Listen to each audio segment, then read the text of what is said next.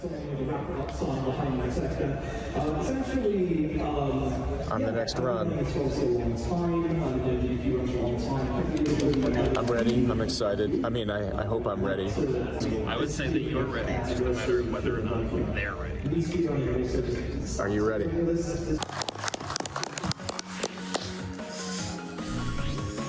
Thank you so much, Joker. Hey, everybody. I'm Saria.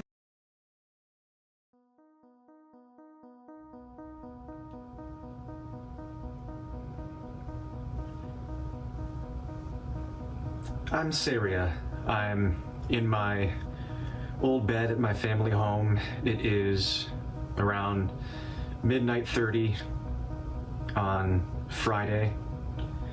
3 days and 3 hours before I will be performing my first ever speedrun at a Games Done Quick charity marathon speedrunning event. I should be asleep by now, and I attempted that, but I'm finding that rather difficult with the circumstances, and I'm pretty excited. And this year I thought I might try making a little video that walks any prospective viewers through the process of being a speedrunner, a performer at a Games Done Quick event, or any live speedrunning charity marathon. And as I struggled to get my heart rate down a few minutes ago, trying to will my body towards some modicum of tiredness for sleep, I realized that this is where I should start. This is a resource, and perhaps a bit of a vanity project. A video which swiftly turned into a documentary. But why? What does any of this mean? Speedrunning is the act of playing video games quickly. While it can be a relatively simple and unceremonious hobby activity, in the 2010s it transformed into a cultural phenomenon, with legendary and unlikely games making headlines as speedrunners discovered ever more absurd ways to turn them inside out.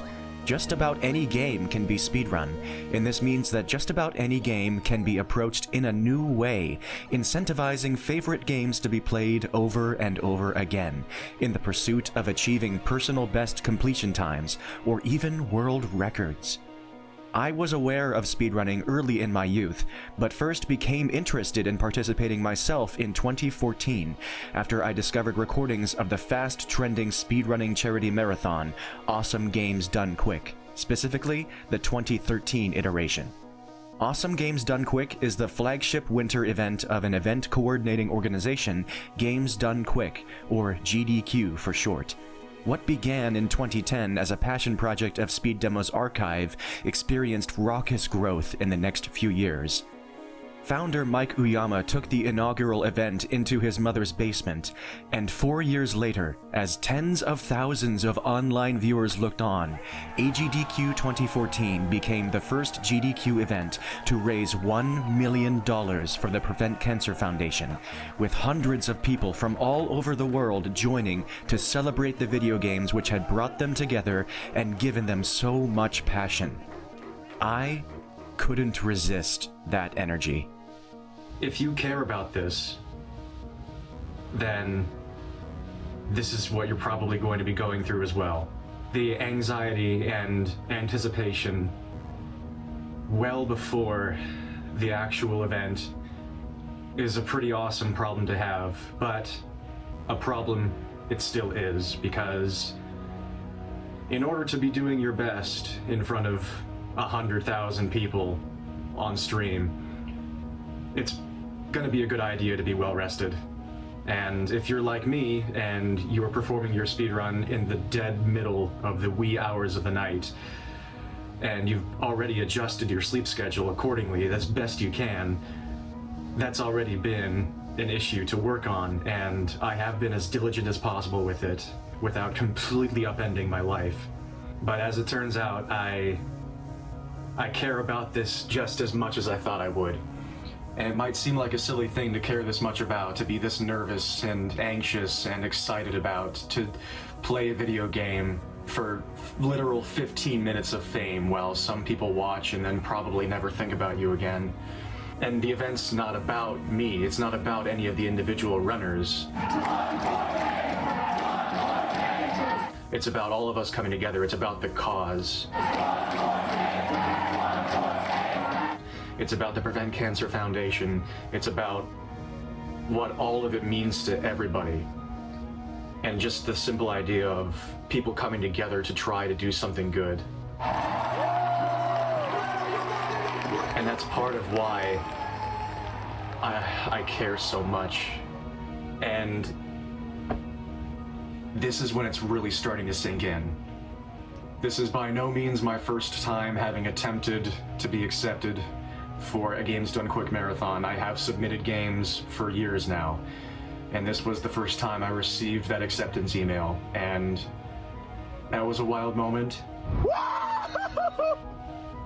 But this is where it's really sinking in, and it's going to be different for everybody that this happens to.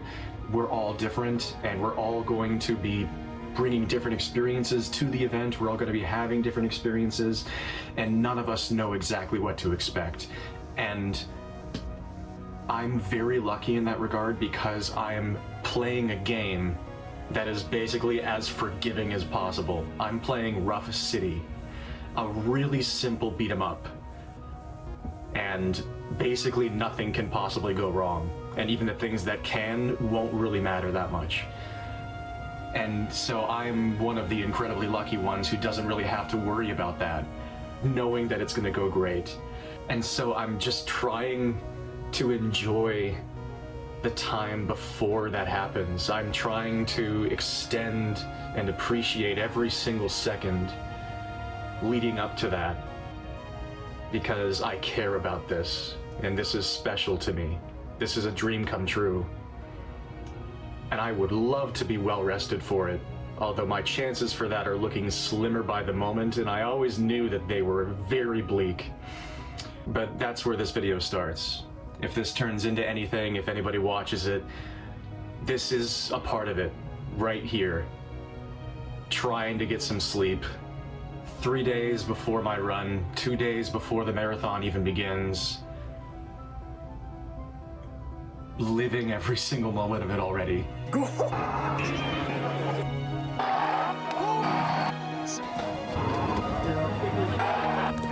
Just caring. And if this is what you're going through, congratulations.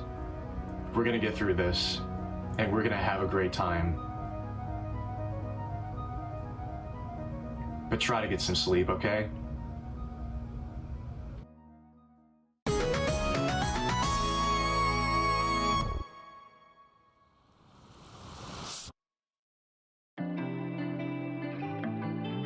Less than 3 hours before I head out in the car to the event, and I managed to get some decent sleep the last few nights, and I'm pretty happy about that.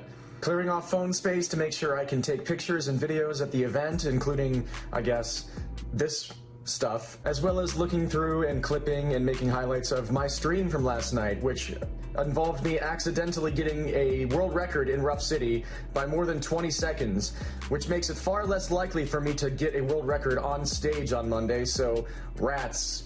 Darn, that came out of absolutely nowhere. I was just doing my final no reset run on stream before the event, and the game just went really, really fast. It just gave me almost entirely great luck, except for the very last luck interaction in the game. But I am not complaining. I'm pretty freaking happy about that. That's another thing about this entire experience that hasn't sunk in yet. But that's a lot of words, and this is about, you know, the experience of running at AGDQ. So what else should I tell you about preparing for the event? Well, one of the things that I've been doing for at least a month now has been doing constant practice runs leading up to the event. Even though Rough City is an incredibly forgiving game, and it's the type of game where it's like riding a bike. You just remember how to do it even if you take some time off. If you want it to go well, it's to your benefit to be practicing very often, especially the closer you get to the event. And something I've also been doing is practicing the things I'm going to be saying before and after the run, but I'm not scripting it. I do want it to be mostly natural, and I really try to prioritize genuineness at all times. It's very important to me, so I don't want to just be reading from a script, but I do want to represent myself well. And if that's also important to you, then that's something that you could also experiment with. I don't mean you necessarily have to practice in front of a mirror, because that's not what I've done, but just whatever feels natural to you, whatever you feel would make you more comfortable going into the event, that you don't have to worry as much about unknowns whenever you're going onto the stage, because there's already so much unknown about that experience, even from the tech end. Marathons are held on by a thread most of the time. Every second that passes in an event like this where things are not breaking is a miracle, and I'm not saying that to disparage Games Done Quick or anybody who puts these events on. That's just the way these things are. There are so many tech issues that are going on even when we don't see them. To have things as buttoned up as possible on your end is a good idea going into these things.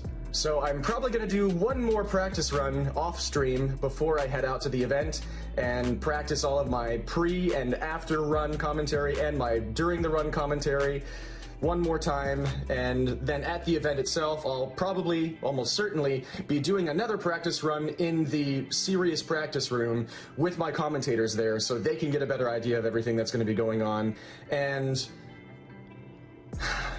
it's just about time. Man, this is surreal. We can use our standard 3-punch combo to take them out. Our third attack, the uppercut, is a bit more powerful and can deal 2 strikes, but also you saw me just... After another smooth practice run of Rough City, the time of my departure was on me before I knew it, and I set out on the road to Pittsburgh. For me, the drive to Pittsburgh is about 90 minutes, which is incredibly fortunate for me. And selfishly, that's the reason I hope this event is held at this same venue for the rest of my natural life.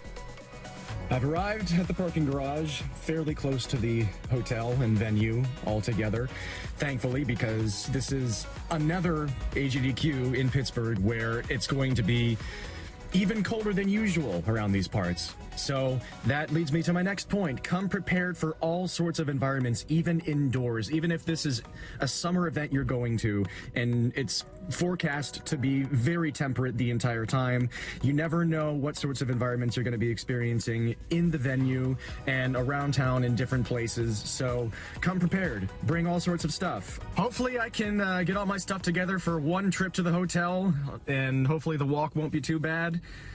Let's do this. I can't wait to meet my boys. Let's do it. The walk to the hotel was indeed relatively quick and painless. The parking garage is fairly expensive, but it's something I'm willing to accept to be able to have this experience.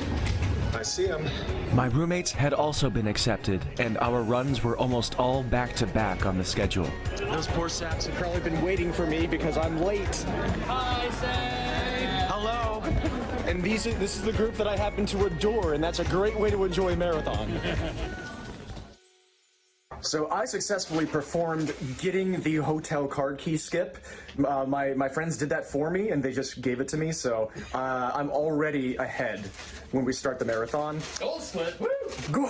We're in the hotel room, so that's if you got a hotel room, you will be getting a hotel room, and this is a good video. It is. Well, hey, it's really important. If you're going to go to a GDQ, I recommend strongly getting a hotel room on site, because you can't really beat waking up, rolling out of bed, and just going downstairs, and everything is just going on as soon as you walk out of the elevator. Full it's such a cool experience. Yeah, I'm spoiled by having that be my one experience so far last year. This is my second in-person AGDQ, and I'm already enjoying it. One of our roommates went out to do wife things because he has a wife, so we'll be seeing him again some point. But the next things I need to do are get registered, or not registered. I am registered. Make sure you're registered before the event. That would be a problem if you're... Please tell me you're registered. Yeah, like if you're in the marathon and you're not registered for the event, you might run into some issues when you get there. I'm going to be checking in, and then right around when I'm checking in, I'll show you a little bit of that process if I can. I'm going to also be getting my run installed on all of the machines that they tell me to install for preparing for my run, because I'm using a Steam game for my run, and that it needs to be there so I can play it. And I brought it on a USB, and that's going to be my first time doing something from a Steam backup, and I'm ready to go.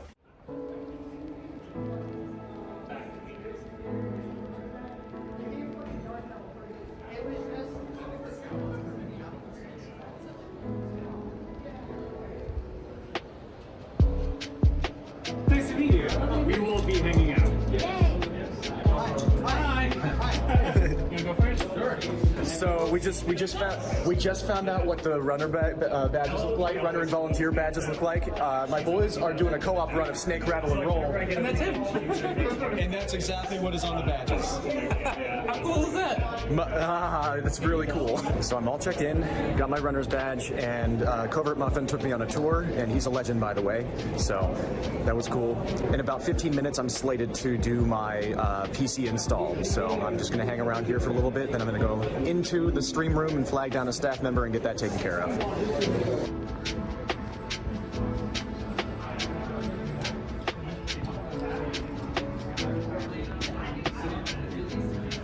So my experiences with the staff here have always been incredibly positive, and they're under a lot of pressure. So whenever you're interacting with them, I'd say just respect the staff, make sure that you're helping them out whenever you can, and they're here to help you. So don't be afraid, but also be respectful, be friendly, and we're all going to work together to make this work.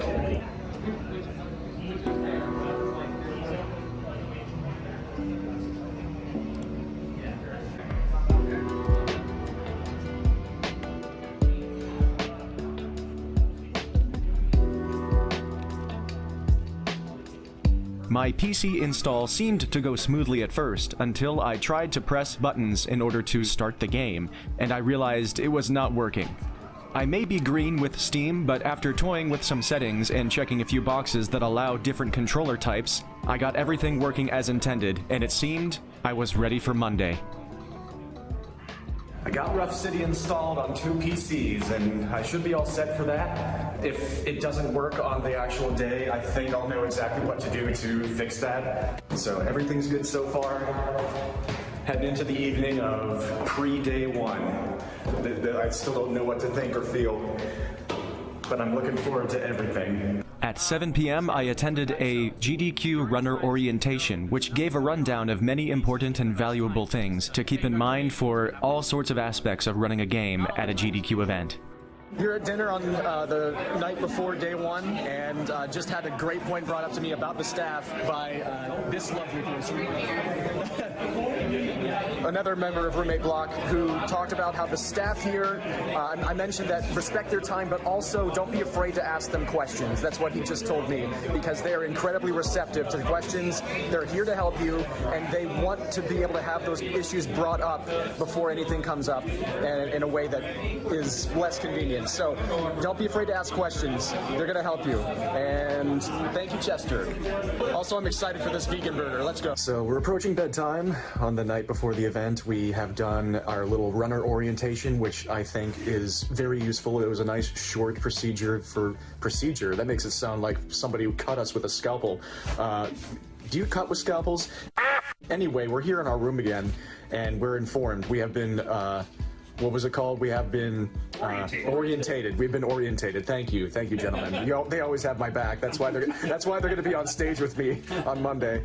And yeah, I'd say if they offer that whenever you're at an event like this, it's just great to have all those refreshers. And I'm going to try to get some sleep tonight, and maybe get 8 hours tonight. And then if I get 4 hours the next night, I was telling CJ that would be a miracle, and I'd be very happy. So let's get started on the 8 hours soon. Let's do it. So, how did I get myself into this mess in the first place? The first speedrun I ever attempted in 2014 was River City Ransom, a formative NES classic and likely the first video game I ever played as a toddler. Of course, that particular game proved to be absolutely infuriating to speedrun due to its unforgiving luck elements, and I turned to its Game Boy Advance remake, River City Ransom EX, in January 2015, where I submitted the game's first serious recorded speedrun videos to the most centralized archiving site, speedrun.com. This was my humble entry into the intoxicating world of pursuing faster and faster game completions, setting goals, learning new tricks, improving execution, recording the fruits of your labor, and challenging the rest of the world to do even better. In 2020, I discovered that one of my idols from the Super Smash Bros. Melee community, Red, had beaten my River City Ransom EX world record. This was the spark which fully ignited my love of speedrunning, and 5 years after I had left the game dormant, I returned to compete and eventually obsessively improve and polish the game. The next year, another runner named Will Bobsled transformed the original River City Ransom, and I finally achieved control over my beloved early childhood game. From there, I was hooked. I fell to the insatiable lust for the practical infinity of games to speedrun. For me, it all turned out to hit a little close to home. Good morning. It's about 8:30 a.m. This is not the big day, but it is still a big day. Got lots to do. I think I need to hydrate more. I've got a little bit of a headache, and that's another suggestion, which is a very common one and a very prevalent and important one for everybody. Stay hydrated.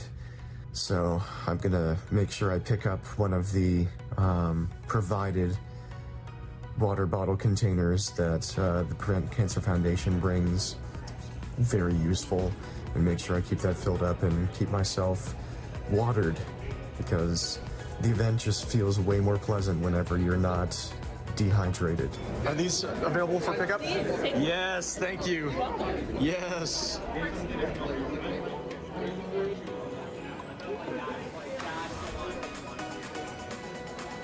So we're starting off the day in the casual practice room. Y'all's Rake is getting some snake rattle and roll practice in.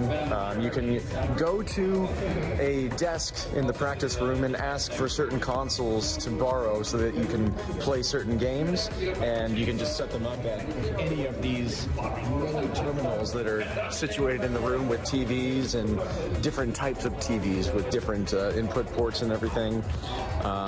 And it's just a magical place. It's probably my favorite place overall in the entire place. Not even just the streaming room where all of the magic is happening, but this is a really magical place too, where you can meet all sorts of people doing all sorts of things and playing games and setting up tournaments, and it's incredible. And I'm going to be spending a lot of time here throughout the week. After spending some time in the practice room, we headed over to the stream room to witness the beginning of the main event. All right, well, welcome to Awesome Games Done Quick 2025. So, on the count of 5, we're going to start the game. The run's going to start, and we're going to do it. So, all right, let's go. Everyone ready? Let's go. All right, 5, 4, 3, 2, 1.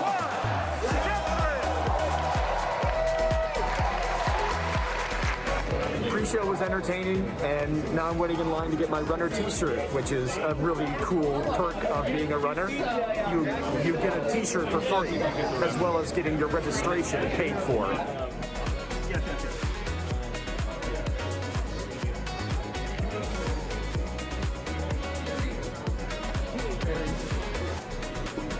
That's actually a decent point. I'm here at lunch, and I'm considering my food options. I was gonna go for salmon, but I don't even want a 0.1% chance of foodborne illness tonight before my run, so that's just something that I thought I'd share.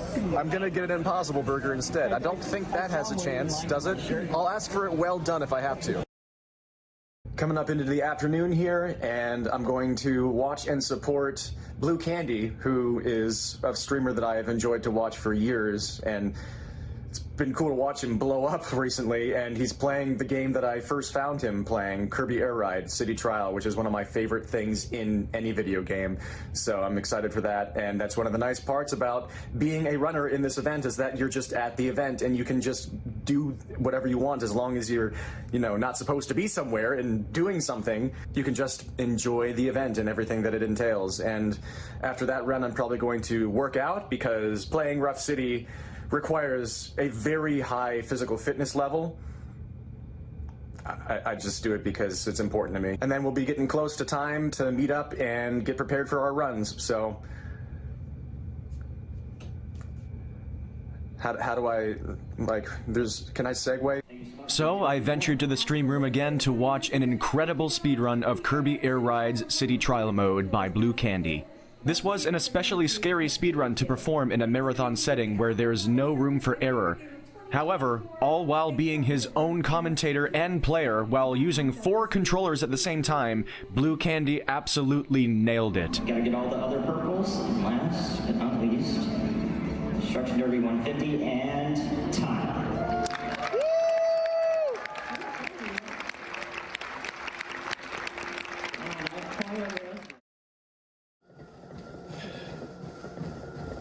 Why does this matter to me? Why am I doing this? Like most of my hobbies and activities, speedrunning is more than just a game to me. An owner of mental illnesses and conditions contributing to a hellaciously obsessive and addictive personality, I have always taken things inordinately seriously and heaped absurd amounts of pressure on myself in all things.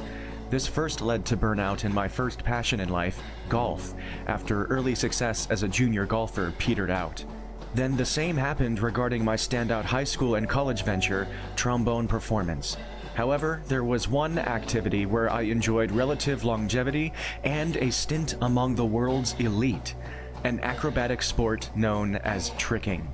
In 2010, my lifelong autistic fixation on acrobatics and martial arts thrust me headfirst, sometimes literally, into an incredibly physically intense activity, where I lashed my body through more and more and more demanding goals and workouts.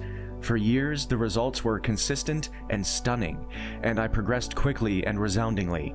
By 2016, I had grown into a balanced and world-class tricker, and the intensity of training and achieving new goals was a simple fact of my life, and it all just happened. No matter how hard it was, I simply met each challenge. I didn't know how to not want it. Then, it all started catching up to me. For many of my tricking years, I fought through chronic injuries to surprising success, but in 2019, a left hamstring injury struck at what proved to be a horrific time. This turned into another chronic injury, and while I struggled to treat it, I developed mental blocks with many of my tricks, as well as rust and atrophy. All of this combined with the wear and tear of an aging body that was no longer constantly lubricated by fast-twitch, flexible motion. By 2021, I was an empty shell of my former self as a tricker. And while I am incredibly grateful for everything I had and still have, because I have been so fortunate to have access to these abilities at all, the fact remains. Mentally, the diminishing process was harrowing, as I slowly felt the strength and intensity that had become so core to my life erode and wither. I lost my tricking form, and I lost my desire. And I was lost. And I still am. Not for lack of trying, this is something I may never figure out.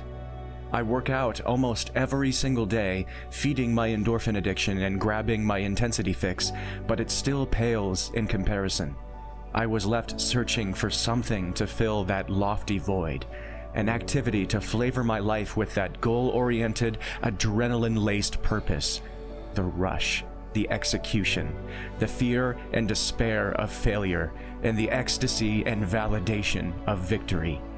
What else offers that robust and varied potential for honing of skills and pursuit of goals that are so clearly visible? I didn't have to look far before I latched on to speedrunning. The tricking community was one of the first times in my entire life that I felt unconditionally and unequivocally accepted and loved by a community. And when I attended my first GDQ in 2024, I was getting a pretty similar feeling all over again. All right, it's serious practice time, so we're all together in a serious practice room where I'm setting up on a serious practice computer with Rough City, and I'm going to do a serious practice run with regular commentary, with some lads behind me, and then we're going to figure things out for their runs as well, and then we're going to try to sleep. It's an entirely different kind of commentary altogether. Altogether. It's an entirely different kind of commentary. In a row? Altogether. In between practice runs, we ran into Mello Acevedo, one of the hosts and staff members of GDQ, who had earlier performed a very entertaining skit as a part of the AGDQ 2025 pre-show. Mello was of high energy and spirits, and that bolstered us as we hurtled toward our very big day. Our practice runs with commentary went well, and now all that remains is hoping for a miracle that we can really get some decent rest tonight, although our window is already closing, but that's not the sort of thinking that I should actually be entertaining. Here's the time the alarm is set for. Dun dun dun. Wait a minute, that's only 6 hours from now, and I haven't even eaten yet. Yeah. For you. That sounds like a you. Here we go.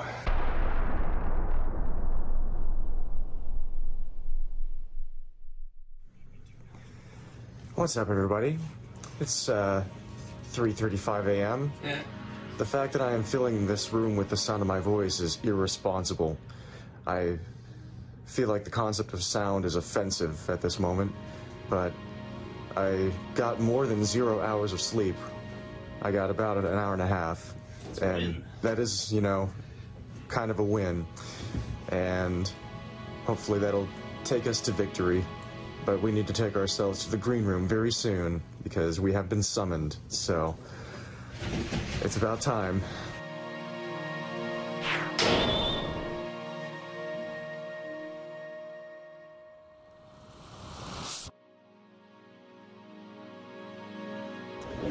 Green room time. It's green. It's green. I'm not let down at all. Now we're just all going to be in here. Me and my commentators, we're all in here. We're just going to be waiting until we're called onto the stage, and then we're going to get everything set up with tech, and then it'll be just waiting for the moment. It's amazing.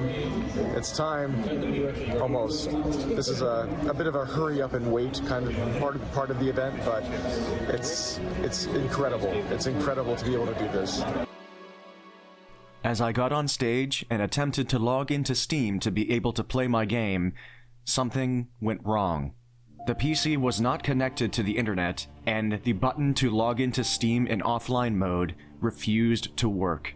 For several minutes, the incredible tech crew and staff at AGDQ were running around with a bit of a confused and unsure air, as suddenly, it seemed at best my run would be delayed.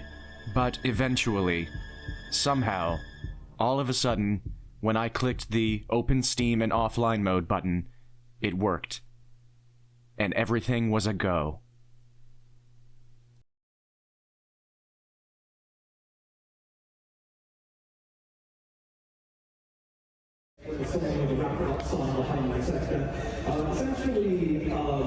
On the next run.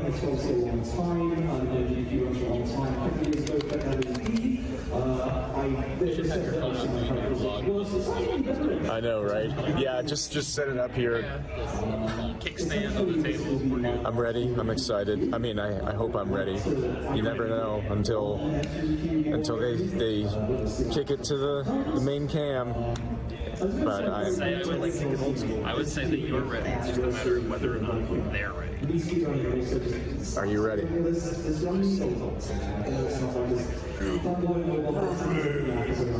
Corn begins. Probably.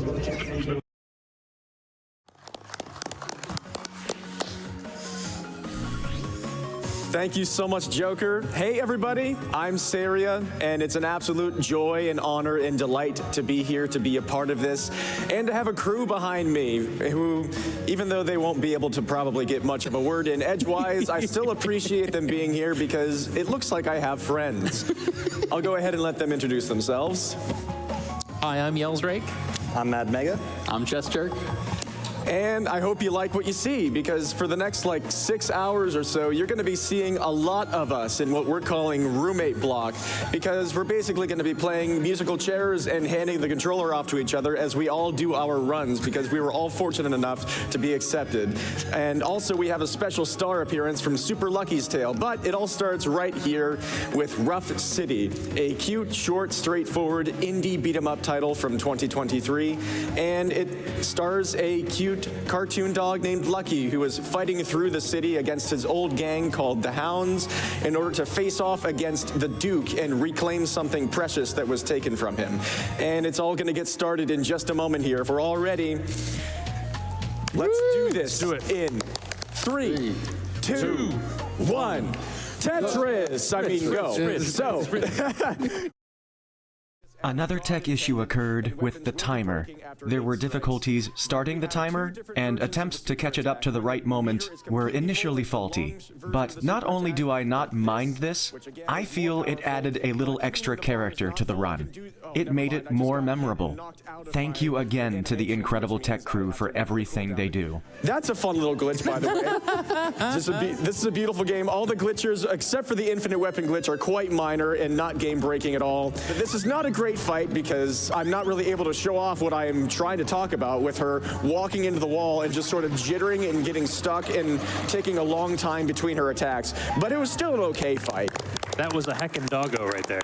Yeah, she's incredible. Big heckin' dog. So many incredible creatures, la creatura, in this run, in this game.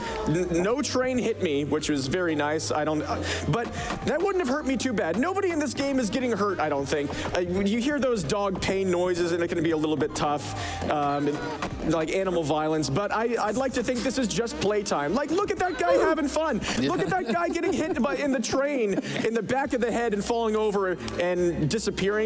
He's fine. They're just having fun. But yeah, I'm just trying to deal as many hits as possible in between and during attacks, and the rest of the fight just looks like this, and so this gives us an opportunity to read some donations whenever you have some. Well, we've got plenty here. We've got $25 from the Cute Stream Collective. Good luck to Saria Song from Zizzy, the Woodlings, the Jades, Swords, Black Feathers, and Silver Star. Keep it rough, Cuneo style. Thank you so much, my dear friends. We've also got $30 from Bisuki, who says, "Hi, Saria, it's Bisuki. Oh. Miss you, so proud of you. Seeing you doing what you love continues to bring me so much joy. You're an inspiration. Thanks, everyone, for staying up to watch. I'm chanting your name like a cheerleader right now." Thank you, Bluesky. Oh my gosh, long time no see. Holy cow, I hope everybody's doing amazing. Thank you all for being up at 4:30 a.m. on the East Coast. And now we're facing this they did really early attacks there. I just got slapped around, but that happens. This is a beat 'em up, and sometimes you get beat up in the beat 'em up, even when you're trying to beat 'em up the other beat 'em uppers. This is an unfortunate stage here because the edges of the screen do not stop the enemies. They can just walk out. They can just leave. They can just hit the bricks, and then you can't hit them anymore. And they have swords. I'm so concerned. Yeah, the sticks made sense. Yeah, I don't want that bad anymore. Get out of here. Yeah, no. I want this katana, which again, I don't think anybody's actually getting hurt. I'm going to drop it for now. I'm going to take it into the boss fight later because that'll deal some more damage against the boss, which I think is more efficient. We'll see. I get it. I think it's a katana. Oh my goodness. See, this is exactly why I have these people behind me. I knew that I wasn't going to regret having commentators. Thank you so much. And now I'm going to try and keep that pug alive if I can, because I want to be able to take a few more hits with it to charge up my super meter just enough to be able to use my long super against the two tanks that are about to come in. This is one of the most crucial spawns in the entire game. I just barely wasn't able to get the long super charged in time, but they also cooperated, and they just walked in the same direction and exposed their back to me at the perfect amount of back exposure. I am doing, are you going to get stuck on the plant? Whee! Whee! That cat is having. Whee! I can't tell you how many times I've had to stop a cat from eating a plant. I know, right? So it's a little too real for me. It's such a catastrophe. I still love you despite everything. This is exactly what I was hoping for. This has been a pretty good run, too, and we're headed into the final confrontation against the Duke, a tiny dog with his tongue hanging out. Aww. But, oh, look, it has the power of pride, which means it's Super absolutely unstoppable. We can't do anything while this attack is active. It's invincible, and it can just stun lock us forever. And so we're going to try and 3-cycle this thing at all costs. Nice phase one. Nice phase one. Thank you very much. And coming up, of course, is phase 2 because you have to have a phase 2. And oh no, he's hot. Oh, no. But this one we can just kind of attack at all times. This one I can dance around and throw some jabs. This next attack is very short, and now this one is undodgeable, unfortunately. Just kidding, did I get you? I think that is the only way to dodge that attack, especially once we get to the agitated phase right here. The only way to dodge this grab is to use the invincibility from your super attack. Time is coming up, by the way. Yeah, time is coming up very soon. There we go, time. And then Lucky has retrieved the precious toy ball from the Duke. And it's a gorgeous sight. And now that there's a moment for you all to breathe, do you have any thoughts about, do you feel good about what we've done here? Rough. Rough? Feel rough? Yeah, I feel I rough. feel a bit off. What was I supposed to? No, no. It is very, very early in the morning. is it? That was rough. Yes, there you go. Absolutely gorgeous scenes. That was Rough City. Just a cute, adorable, and straightforward, simple game. It doesn't try to reinvent the wheel, and I really don't think it has to. It's just a game that wants to be what it is, and so it is, and it kind of represents the simple joy of making games to me, and I think that's a nice energy to be able to spread around, and I'm so grateful for the opportunity to do that, and just to be here on stage. I've always wanted to be an entertainer, and so this is an incredible opportunity for me, and it's just this organization and this event has been so important and inspirational to me for more than 10 years now. And cancer is something that has dismayed me more than just about anything in life for my entire life. It has taken several family members and friends, both people and pets, from me. And my grandmother on my father's side was diagnosed about 15 years ago. She was given a 10% chance to live. And just like in a beat 'em up, she kicked the stuffing out of it, and she's still going strong into her mid-90s.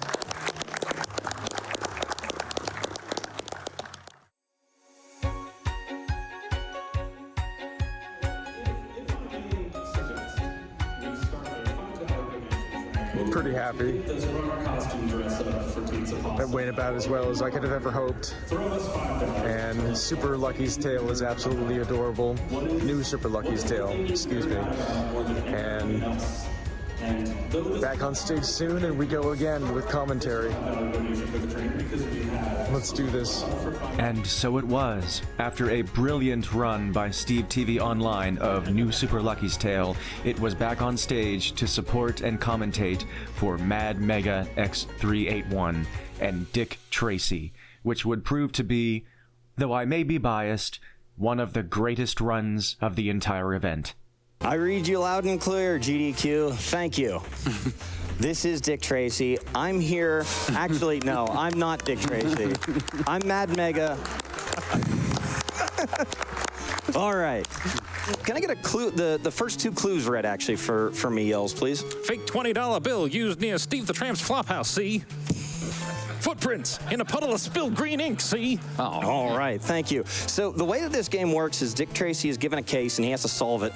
The way he does that is that he's going to go through and we're going to collect some evidence to put away a bunch of, oh, I need to tie my shoe. Sorry about that. And put away some of the rogues gallery that Dick Tracy has. I mean, there are a lot of really interesting fellas here that we're going to deal with, but hopefully not get shot too much more here. This has my favorite enemy in the game, actually. as I said, I am a super cop. He seems to think that that's literal. I'm going to jump to grab this clue, and he thinks I can fly.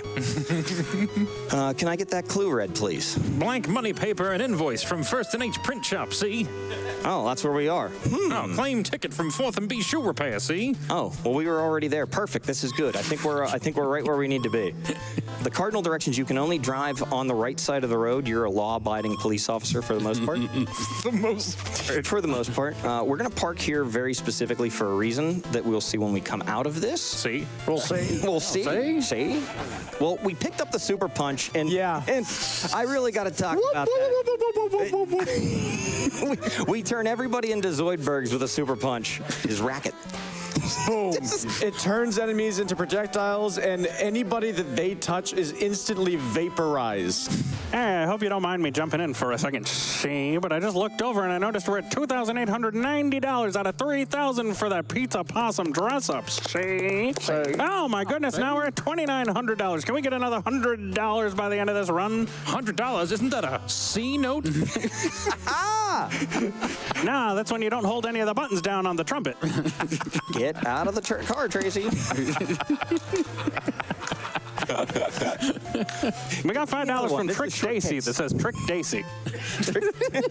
All right, so this stage is awesome because I get to punch one guy and walk. I just hold right, and then I have to walk over here. That's a nice holding right. This must be absolutely terrifying for the guy you're about to bust. He just watches you do the Darth Vader walk all the way across the room while all of his cronies just fall down behind you.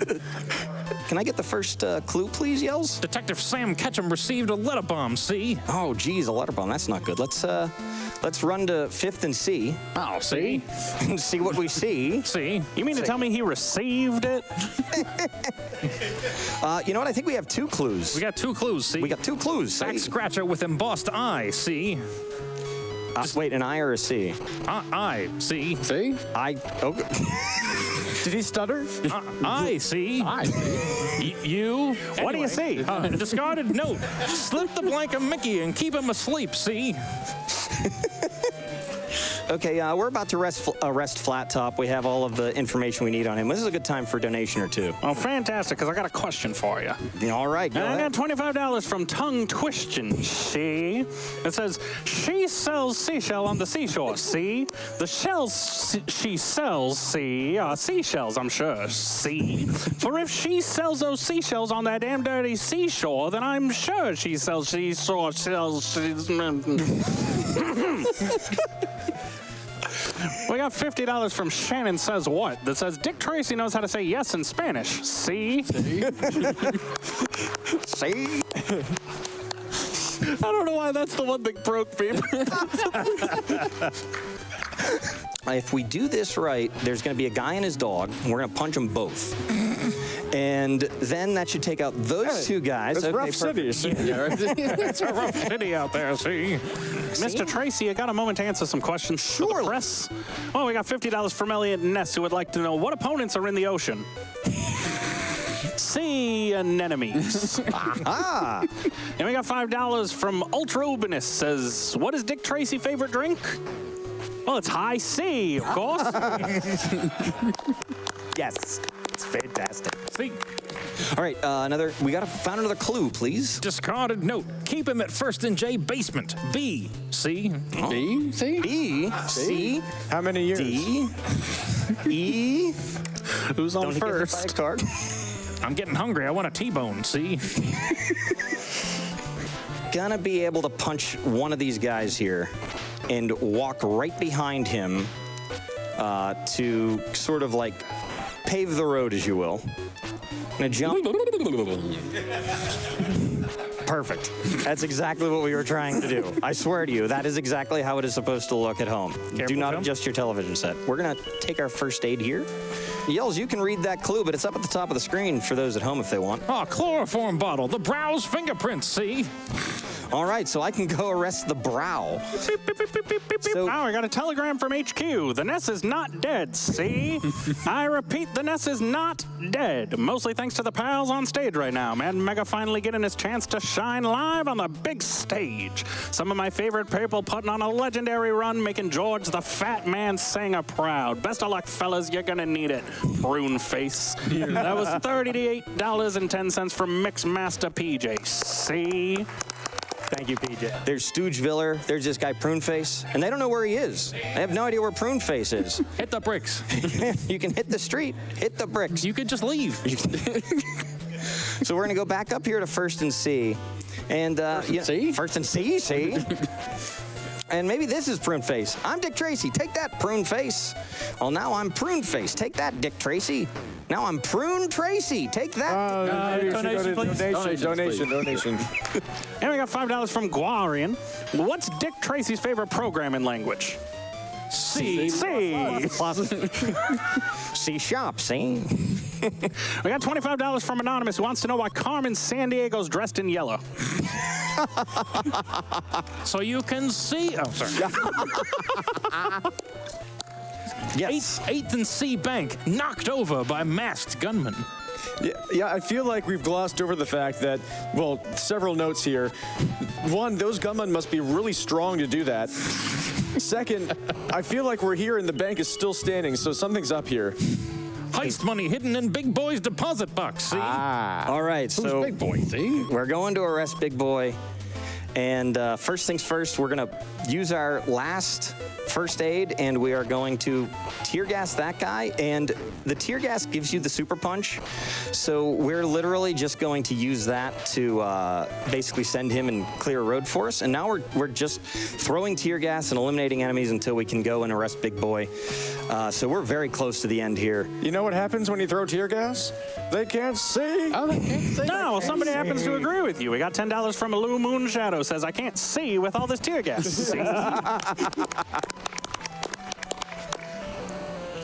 right, time is coming up when I hit arrest on Big Boy here. And that is coming up here. Have some tea, see? Tea is in time. Arrest, that is time. Tea is in time. I had to, Tracy. I hate your guts, but you're a good cop. Oh, congratulations, Tracy. You're 1 in a million. Thank you, everybody. Thank you to my couch, my wonderful friends here. We're not going away just yet. Thank you to everybody out in the crowd who came to cheer me on. I appreciate all of you so much. Just thank you so much. Shout outs to my wife, my own Tess Trueheart. She makes me a better person. You know what? I'm not going away completely, but that's it for Dick Tracy. See me again maybe in 20 years to life, right? See ya, see? Yeah. 20 years to life. Well done, Dick Tracy. Tracy. See? See? Dick Tracy went absolutely amazing too. Well done to Mega. And now one more for Roommate Block. Time to snack. Time to snick. Hi, everybody. Hey! My name is Yellsrake. My name is Chester. And we are going to play some Snake Rattle and Roll for you. A real quick tutorial for those that aren't very familiar with this game. So this game has a lot of ice mechanics in it, and I'm just like tapping left so that I don't die. I'm holding nothing right now, by the way. Because you just died, yes. Yeah. But just to illustrate just how delicate some of the movement is here, I'm just going to let go of left. And I've died instantly. Also, now I'm gonna hold left to try to keep myself on this slope. I decided I want to move slightly over to the side, so I'm gonna hold a diagonal, like That's a left good and idea. down. That's a good idea. And I died immediately. Oh. So, just so you know, Man. cardinal directions only, friends. That's all we're looking for in this game, and you will be punished otherwise. Thank goodness. So, thank goodness for that. We have a really sharp-dressed couch behind us that I think my goodness, look at introduced these. himself. Very Wonderful different people. ways. Just so you know, I'm the purple snack, and you can tell that I'm the purple snack because I'm the one with the purple beard. I'm the orange one because He's the I'm one not the purple one. That doesn't have the purple beard. But we are on the badges. We by the are, way. yes. We are the ones on the runner volunteer badge. Shout outs to GDQ for putting us on the badges. Shout out to GDQ and to LLK for the amazing badges. There's me. There's CJ. There's us right there. See? All right. Okay. So we are going to go ahead and get started in 3, 2, 1, go. So now we've got the lovely swimming stages, and I'm going to let the commentators take over and explain what on earth is going on. Sure thing. So you see that there are some fish swimming around. This is just a water form of the nibbly pibblies in this game, as the game calls them, where the object of this game is to climb. Every single level is a new layer of a mountain that you're climbing, and they skipped way ahead in the mountain. And in this stage, they have to keep collecting nibbly pibblies because it's going to increase their weight, and they have to be at a certain weight in order to progress through the stages and progress through the game. And there are different colors for the nibbly pibblies. That black one right there is a gold one in disguise. The gold ones are the best. They are worth 3. You can hear them counting because they need to get to a certain number 15, of weight 18. to be able to go forward. And there's a sound effect that plays whenever the room opens, and then you can just leave. And Hit the bricks. Hit the bricks. Hit the bricks. But yeah, the golds are the best. Those are worth 3. And then the other ones are the colors of the snakes. So if One of us got it. I have no idea. Might have been on the screen. if Rattle collects one that is the same color as Rattle, then it's worth 2 points. If Roll collects one that's the same color as Roll, it's worth 2 points. Otherwise, it's worth 1 point if they collect one that is the other snake's color. But they've just reached the end of this stage 8. Incredible. Yells and CJ then proceeded to absolutely dominate stage 9. Perfect. Will you settle for one long and awesome one? Absolutely. Because we have $248 from Ellipsis. That says, look at that! My marble fam is back on stage. Not content with devastating co-op marble madness, Yells, Rake, and Chest Jerk needed to find yet another isometric hellscape to submerge themselves in. Congratulations on presenting us another fantastic NES co-op classic, No Step on Sneck. No step on snack. I also want to let people know super quick, we did just open up a character choice bid war for Peglin, and that is open obviously until Peglin begins, which is pretty darn soon. So get those donations in if you want to see a particular character for that Peglin run. I did nothing during that part. Whatever.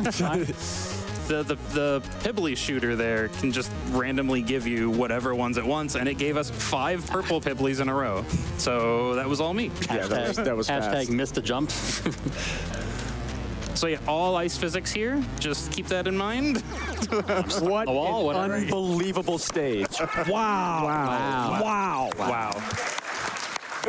Then, in stage 10, Snake, Rattle, and Roll punched back. So we start stage 10 here with a little sequence break. I don't necessarily think that you were supposed to jump over that, and I didn't. There we go. Second try every time. Second try every time. We're also First try. not gonna wake this foot up if we can help it, because the foot is angry and it lags a lot. And it shakes the whole screen. Shakes the whole screen. Yeah, There we go. A bomb, finally. So the Pibblies can sometimes be bombs and just be like, oops, I'm gonna explode instead. And just like that. And this is the RNG slot machine that is Snake, Rattle, and Roll. You're like, boy, I wish we could get Pibblies to eat. Yeah. Oops, all bombs. It went really well. It went really well in the last stage, and now it's going right back in their faces. It's literally blowing up in their faces. So this is possible to do while the foot is active like that. I should not have been saying there. Having taken a death now, CJ's weight dropped to a level below what it was when they started the stage. This is going swimming. We should probably, maybe we should kill the foot. I don't think you can. I think it moves too fast. That's true, it might. Snake, Rattle, and Roll, a notoriously brutal game for many reasons, and you can kind of see that happening now. They were absolutely dominating this game up until this point, but you see that the game can just sort of just make it blow up in your face at any moment. if they don't give you the pibblies, you can't move very much, and you're really just at the mercy of RNG here. I mean, it's okay. This song is a banger. Yeah, so, that's fair. like, it's just... Finally, the game gave them the weight that they needed in order to complete the stage. But the most difficult was yet to come. We got a pretty precarious climb here. Keep in mind, all ice. Ice and slanted platforms. Like peanut butter and jelly. Slippery in multiple directions. And lag. And laggy. Don't forget the lag. All ice. And a door in the middle of the wall. That's always a good thing. Oh, game over. Marathon's over. All right, see you all. No, I have continued. Oh, okay. I guess. Boop, boop, boop. I think you should play on. Oh, jeez, I hit up instead of left. Hey, look, it's still ice physics. Oh, yeah, but all ice still. Oh, yeah, okay. I was expecting to be at the bottom of the slope, not the top. One more game over, and they would have to start again from the beginning of the game. I think you're still at the top of it. Oh, no, because you fell off the bottom this time. Yeah, okay. Okay, good. Wow, okay. Yeah, game is still incredibly hard. Yellsrake went into serious mode as he suddenly found his back firmly against the wall with no room for error left. Okay. I don't have any more continues. Yeah. The thing about marathon runs is that, in most circumstances, you only get one shot. Most marathon runs, just like the marathons themselves, are miracles hanging on by a thread every single moment. Things will go wrong. And if Yells had used his last continue and game overed, it would have been okay. But every runner who goes on to the big stage hopes for things to go as well as possible, and at the very least, to finish the run. No one is a failure when that doesn't come to pass.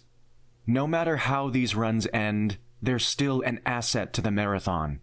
But still, for Yellsrake and Chessjerk to clutch up in the last moment and see the run to the finish line is all we can really ask for. Time. What a run. What a run. What a run. What a run.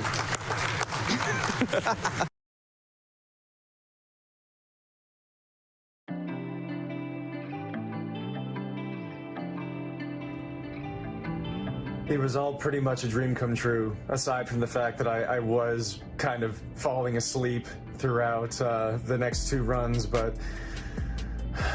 it's still like everything went just about as well as I could have imagined and hoped for, and I'm just so grateful.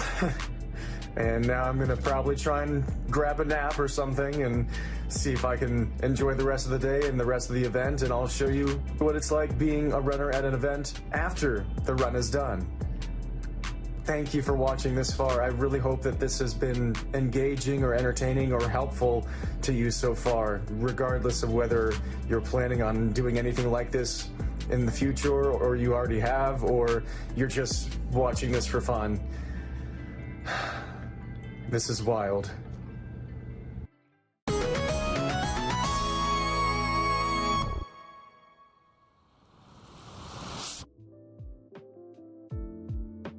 I am now a proud owner of more sleep than I had before, and I think that'll work out pretty well so I can stay on my sleep schedule that I worked so hard to get before the event, while still being able to enjoy the rest of this day, although it was a bit sad that I missed the rest of the retro block, but I think it was probably the right thing to do. I was not really going to be able to be conscious for that. One really nice thing that happened right after my run was Blue Candy, who I had supported the day before, was standing there in front of the stage and waiting to congratulate me, and I really, really appreciate that. Thank you, Blue. It's such an odd hour of the day. It sounded like it worked out. It just happened to work out for him, but still, it still meant a lot to me. And now I'm gonna just sort of hang out in the afterglow in the fun, casual practice room. So I guess I'll see you in a bit or something. In the GDQ practice room, the back area is dedicated to special events, usually tournaments or competitions. One such tournament was the Cuso Grande Live Tournament. And today, as Seth Highwind provided commentary, the players tackled Bongo, which Liz Stars showed impressive dominance of.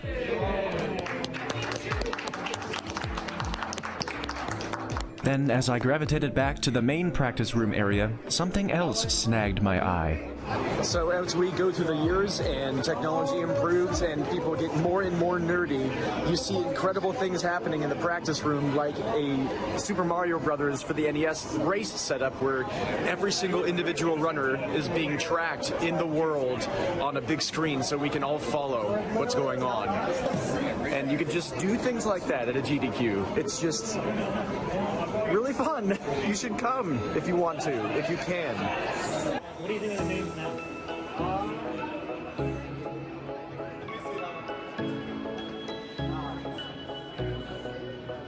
This is a setup done by Flibbity Dibbity, and it's absolutely amazing. It blows my mind. This is incredibly fun to watch. But then, I noticed something unsettling.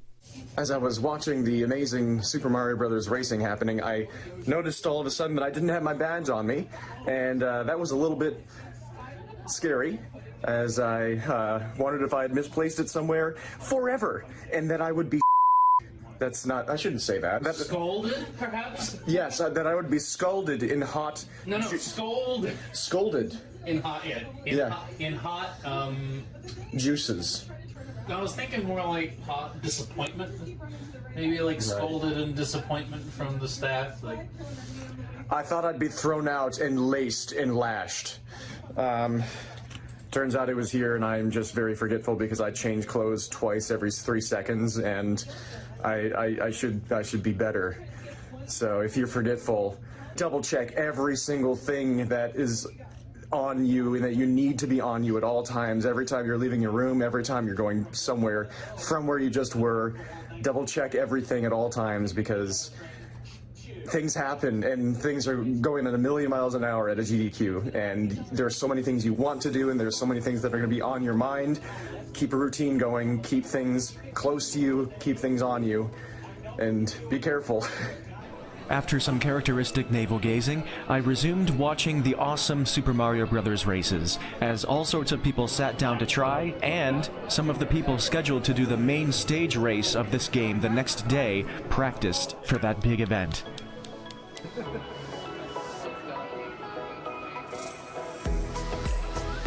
Let's go.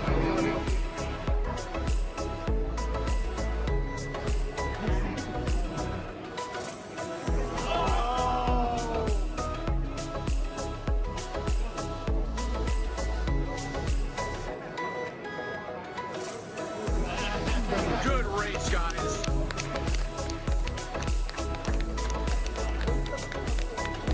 The day went by quickly, and after some dinner with Mad Mega, my body started to feel the effects of the day. Toward the end of night 2 here on Monday, and Yells and Chester just went bowling, which sounds incredibly fun, and I should absolutely have gone with them, but I seem to have run out of my energy from the 3 extra hours of sleep after I took a nap, and I keep teetering on the edge of just passing out cold, which is unfortunate, but I'll try not to have regrets about it, and that's the thing, like, there will probably be more opportunities for me to do things like that at these events. It seems like there are things like that that crop up at GDQs, especially with this specific friend group and like the larger group that surrounds it. Things like this keep happening, and so I'm not going to treat this as like I just missed a once-in-a-lifetime opportunity, and neither should you whenever things like that happen. If you're too tired to do something, feel free to listen to your body. That said, Yells and CJ are also super tired, and they have way more going on with volunteer stuff tomorrow than I do, and they're just doing it anyway because they're just that type of person, and they know that, like, for them it's going to be worth it, and they can justify it. So this is the sort of event where it does pay to live outside your comfort zone a little bit, but not to the degree where you're going to be so uncomfortable that you can't enjoy yourself at all. And it's a tough line to be able to see and to find and to walk, but there will be people around you to help you out if you open yourself to that, and if you're as lucky as me and you're coming into the event with people that you just feel so natural with. So Bedtime is probably very near in my future, but I'm suddenly not passing out at this moment. We'll see what happens. My body is incredibly strange. I don't understand it. I just wish I could sleep like a normal person, but I'm an insomniac, so hopefully tonight I get some good sleep. I'm gonna need it. So, looking back on that, right after they left, my body did indeed lose its falling asleepness, and by the time they returned, I was still awake. And so, I really wish I would have gone, but I'm trying to not approach that from the standpoint of having a regret. And that's still kind of my advice about this, is don't have regrets about it. Treat it like a learning experience. Next time something like this happens, I'll have that as an experience, and I'll probably be more likely to actually participate next time. It sounded like a really fun time, and Yells and CJ and PGH Guitar Guy, who was the one hosting the little charity event that they were going to, are amazing bowlers. They are up there, and I love watching people in their element. I love watching people excel at something and do it at a very high level. So, maybe next time. But still, you don't have to. You shouldn't have to feel like every single thing that you could be doing at the event is something that you will regret not doing, because that'll put way too much pressure on you, and you'll enjoy what you are doing less. And this is something you should be able to feel like you can relax at as well. So yes, it was unfortunate that one of the main reasons I didn't go ended up not really mattering anyway, because it took me a long time to fall asleep, but I did eventually fall asleep, and the next day was the beginning of something beautiful. Welcome to something beautiful that we call NESblock, run by the legend Mad Mega. He brings a very complex, convoluted setup so that he can do recordings of people basically doing our own little videos for our own set called NESblock of NES games and Famicom games. And it'll be something that will be all put together after the event and streamed with the recordings. And it's something that Mad Mega does every single AGDQ that he attends. And I just performed a River City Ransom run, River City Ransom Novice for it, and I won't spoil how it went in case you want to watch it, but it was a lot of fun, and I plan to do some more runs for it soon. And Super Dodgeball just got started right now. Let's go. We're doing like a Kunio-kun block. I'm really excited. So we're just going to do 4 steps back, 4 steps forward, and we hit the whole team. That's exactly what we want to see. NESblock is an amazing and pretty flexible thing for anybody to come to try, as long as you're playing an NES or Famicom game. There are people who play speedruns, who didn't get into the marathon, and this is their chance to kind of be able to perform at the event. And there are people who have already performed at the event that might even come back and play the same game for NESblock, like Yelsreich is doing right now with Snake, Rattle, and Roll, trying to redeem himself after having a really rough stage 10 on stage during his co-op run. This game has swimming levels, which automatically makes me interested in it. And you can even learn games for NESblock, and you can do casual runs. You can just try to beat the game. You can do showcases, challenge runs, anything you could think of. Bring it to NESblock, bring good energy, and it'll be a great inclusion. So, hope to see you here at some point. While running the event, Mad Mega was gracious enough to give me some of the history of NESblock and his thoughts on it. So, it started all a handful of years ago. We were at Nando's in DC. There was an AGDQ, I think. It sort of just became a, let's see how many NES runs we could do. From the technical side, it's relatively easy.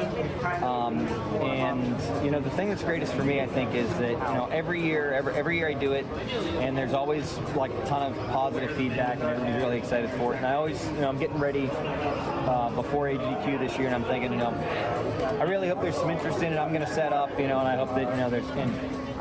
Every year without fail, one of the first things that everybody asks me when I talk to them is like, when is NESblock? I want to do something for NESblock. The retro community, specifically around the NES, they want to show stuff off. We have cool things, and the young kids, I suppose, they might not find our old games quite so fascinating anymore, but we all think they're cool, so this is really just for all of us old fogies, And the whole community really seems to enjoy it. It always ends ends up being a congregating point for people throughout the week. Like when NESblock is up, there's always a gaggle of people around that TV watching whatever game's going on. It's really cool that that's like my best contribution, I think, to retro speedrunning in general, but NES speedrunning specifically. Like I've run a bunch of games, like I've got a handful of world records in lesser known games and things like that, but I'd argue that for me the most impactful and best thing that I do for the community is this event here that I do at AGDQ. So I take some small pride in it. It seems to be well received, so it makes it, I enjoy it a lot. I took a break from NESblock to check out the main stage Super Mario Bros. Racing with Flibbity Dibbity's setup, and boy am I glad I did, because I saw something epic. Oh my goodness, this is good.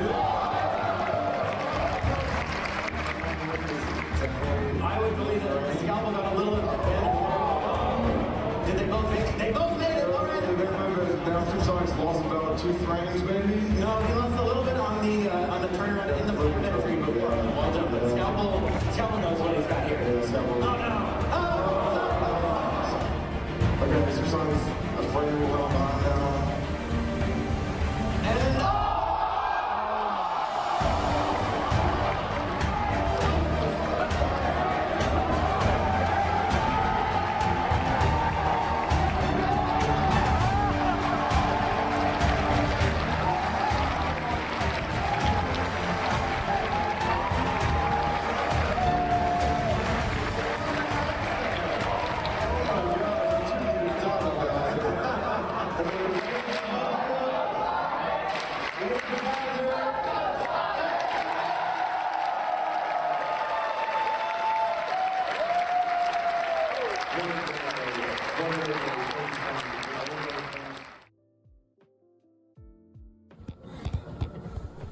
Then, I got my performance and intensity fix before heading back down to NESblock for the rest of the day, where I would perform 2 more runs.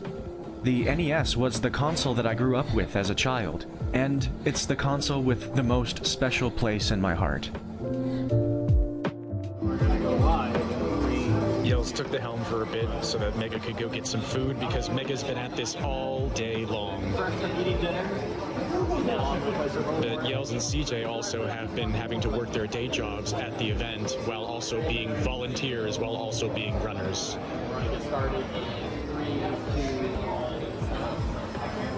I just hang out. Moral support.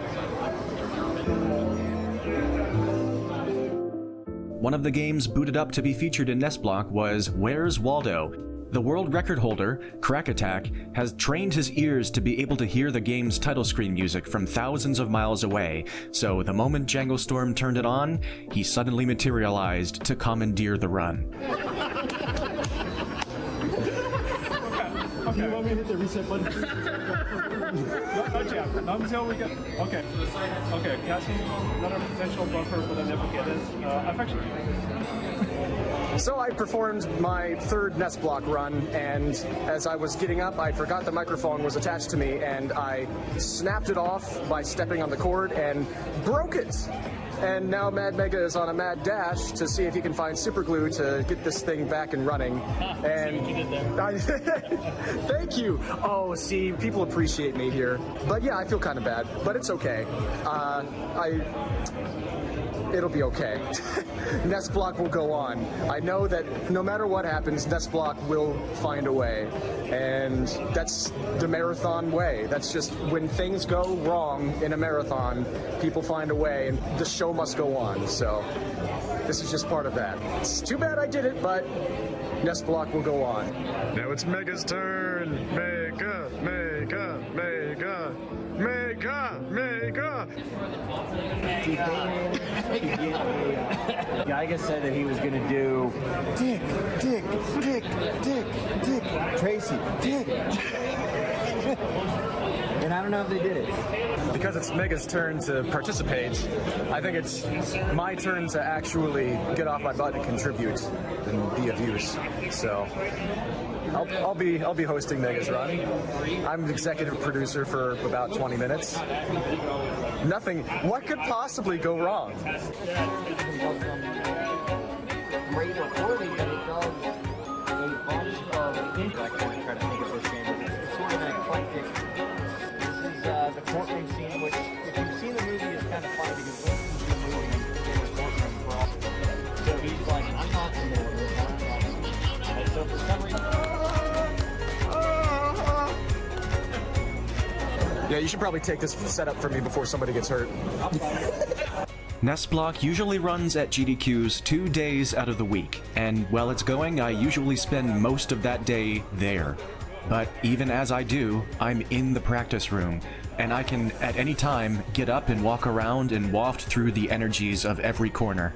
The practice room continued to teem with life, and I bathed in its vibrance until it was time to rest at the end of another day. The next day began with the crowd rockin'. Rockin'.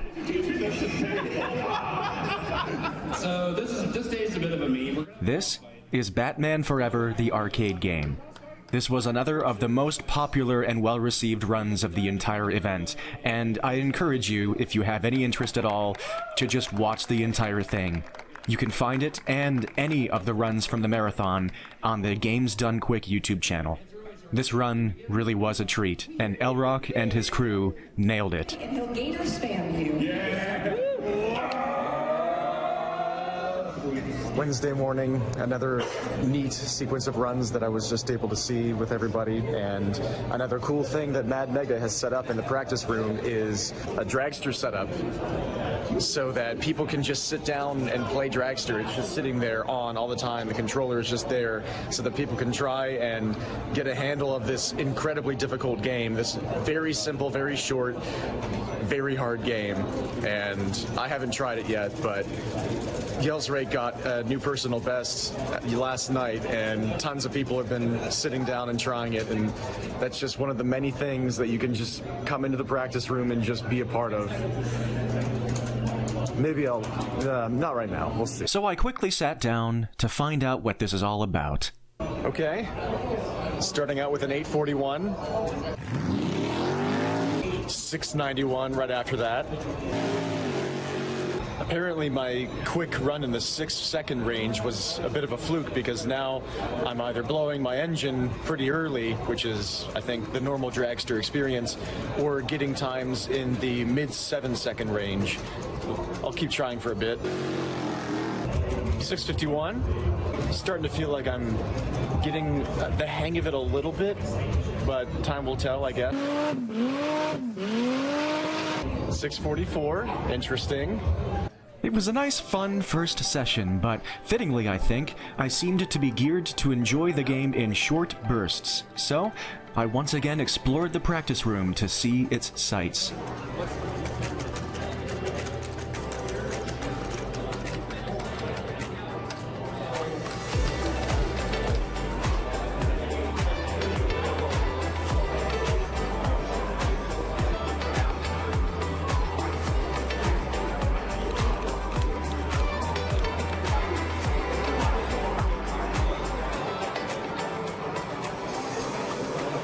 One such sight to see that day was Spike Vegeta, one of the hosts and staff members of GDQ, preparing for his upcoming run in the event of Donkey Kong Country Tropical Freeze.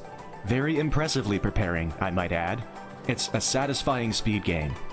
Yet another activity available at the event was the GDQ Hotfix Challenge Speedrun Gauntlet. Tons of stations around the venue had many challenges of many different games to try. You can get a stamp card and play the challenges, and if you complete them, then somebody who's officiating this can stamp your card with the challenge you completed, and I imagine you get something nice if you complete all of them, maybe more than bragging rights. I'm not sure, but you do. You do, yeah. Also, actually, you're doing like a vlog right now, so like, there's a thing for that for if you want to stamp for it. Really? Just like, do like post on social media, I guess. Oh, okay. Yeah, it's pretty cool. Nice. Yeah, you want to stand? Sure. Wow, I've just completed a challenge. I'm good at gaming even when I'm not gaming, as it turns out. You're just that good. Wow. Congratulations. Thank you, Shasta.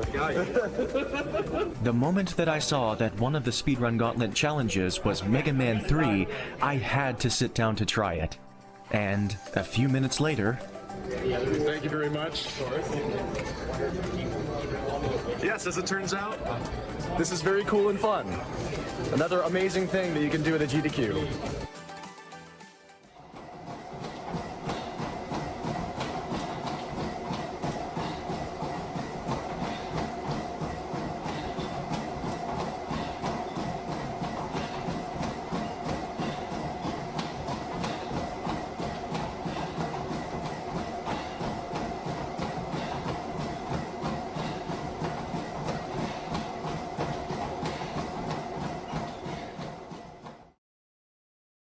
Plenty of people were practicing their scheduled games in the practice room, including Sharif, who was slated to play a DVD game, Who Shot Johnny Rock, in the Awful Block this year.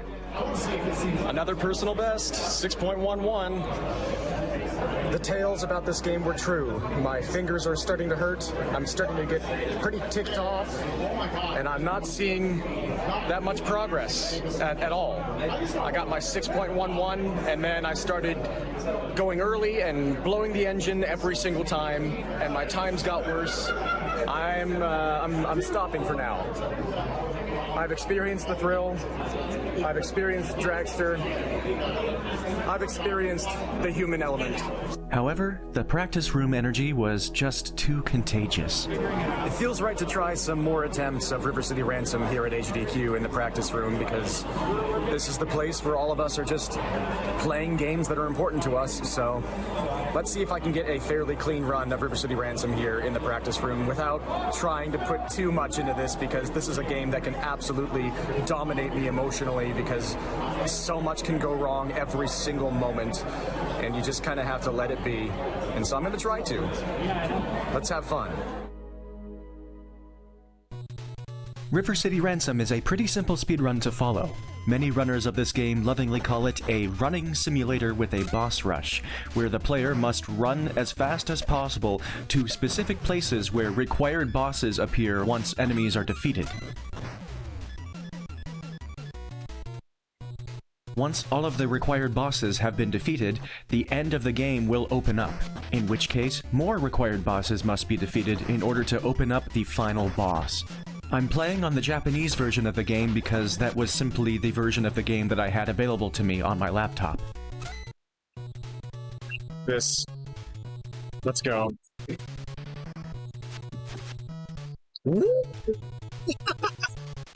Yes.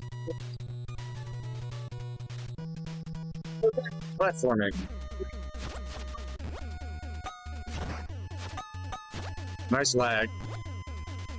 In this Japanese version, named Downtown Neketsu Monogatari, or Downtown Neketsu Story, instead of the premise being our two heroes fighting against rival gangs, our two heroes are instead fighting against rival schools.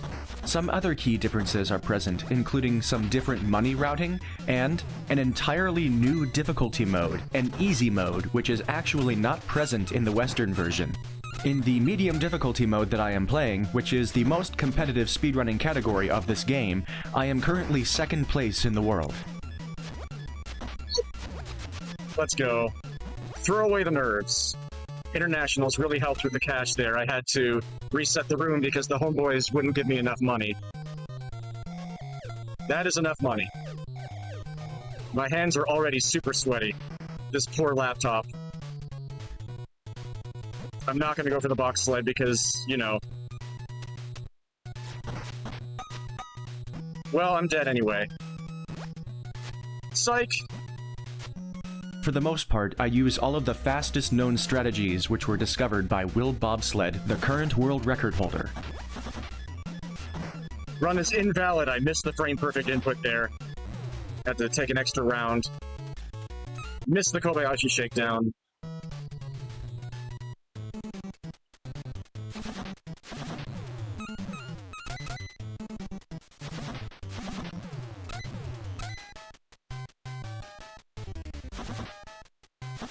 That was weird.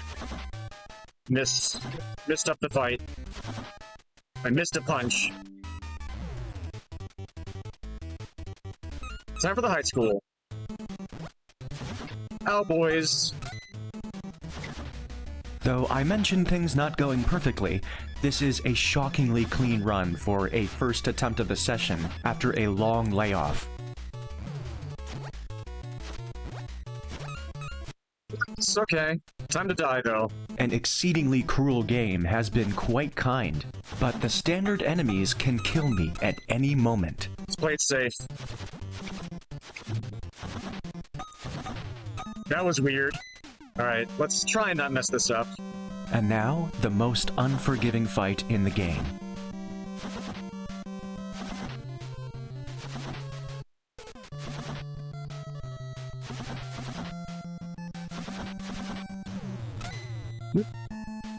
I missed my dash. That's a silly way to make this a bad run. I accidentally collected the coin, which failed a cutscene skip at the end of the fight, losing me 11 seconds. But I still have to keep it together for the final boss.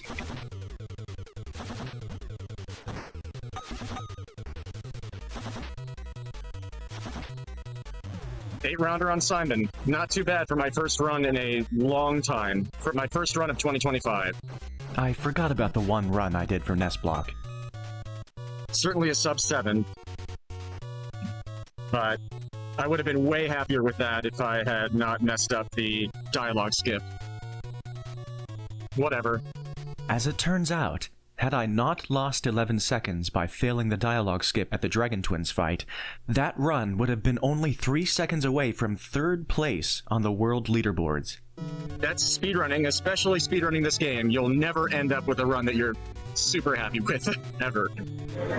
Did some River City Ransom. I think every run I finished was sub 7. Did a lot of that, had some fun, and stopped when I should. And then tried a little bit of NES Tetris, which I haven't played for more than 8 months, but even when I was playing it a lot, I absolutely blew at it, and this was no exception. But my last game was fun. I lasted into the level switches and actually made some stacking decisions and accommodated some pieces based on what I saw in the next box, which is like level 1 stacking. I've progressed past level 0, which is nice, I guess, maybe. But I still haven't gotten a 200,000 points PB yet, and I didn't do it today, so. Tetris is really cool, though. I really love watching competitive NES Tetris, and I think it's really cool how your progress in that game is so incredibly granular. You can make such fine personal bests bit by bit by bit by bit by bit. It's just a naturally fun game to progress in and to grow in, because you can clearly see that represented in minute or large personal best point scores. So yeah, I did some gaming at the gaming convention. AGDQ is fun. The practice room is fun. I love this environment, and playing games here feels good. One thing I definitely want to do before all of this is over is to set up Rough City and say, does anybody want to try and get a co-op world record with me? Because the first recorded speedrun of that has not been done. So maybe me and someone like this guy could snipe a Rough City co-op world record before all this is said and done. It could be any of us. You never know. It could be anyone. Literally anyone. But I'll be one of them, because it has to be that way. It had to be. It had to be. He's a talented man. I don't know the next line. He's still a talented man. How are you doing? I'm great. I finished volunteership at check-in desk. 4 hours. I checked in exactly 3 people. Yes. Because it's midweek, so it's like, it's an inverted bell curve. A lot of people show up at the start, and a lot of people actually show up on the Friday near the end because they just want to make a weekend out of seeing the finale, basically. So Wednesday lunchtime, I got in 4 solid hours of actual work. Yeah. While doing basically nothing except making sure that I was there. I walked 3 runners around to show them the layout.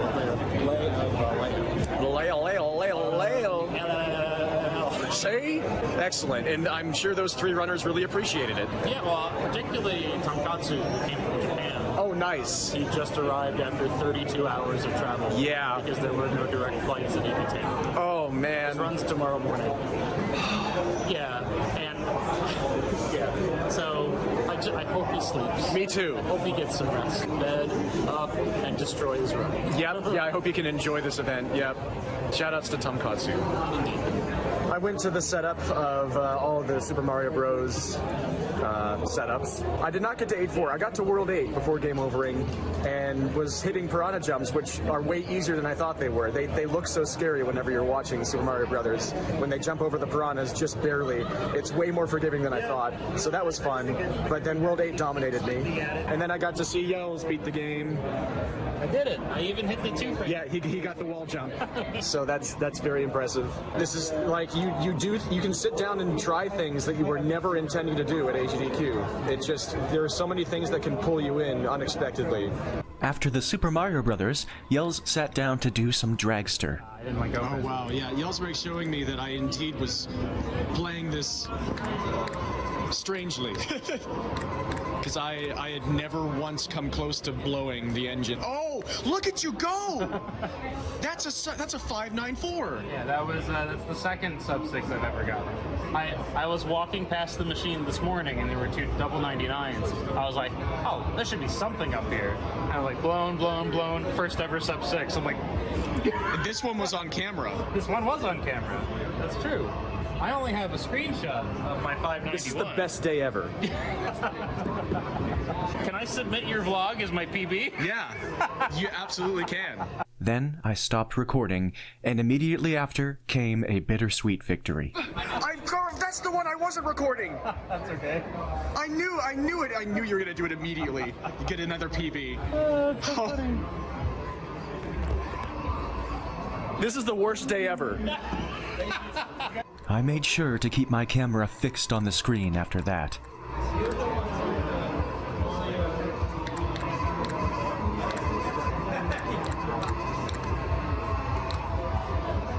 Oh, baby. Yep, that's a PB. 581.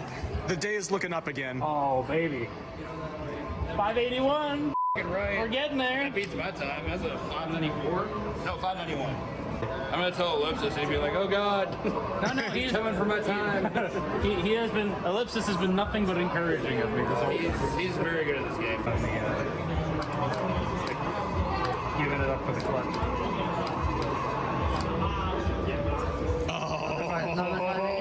All right.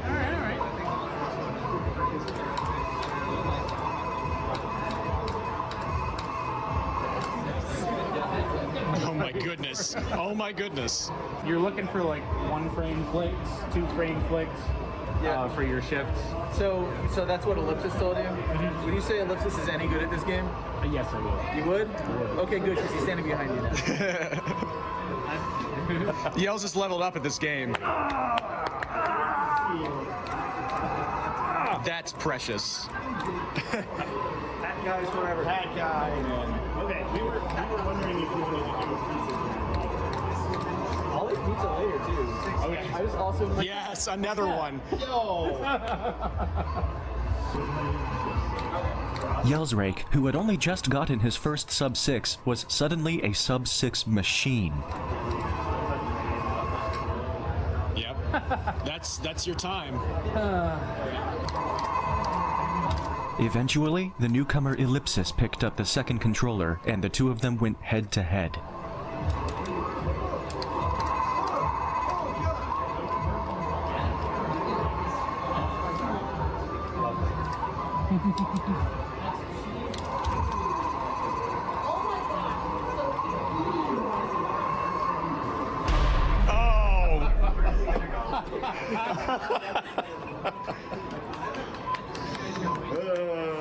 I'm like the losing character in Smash Brothers Slam.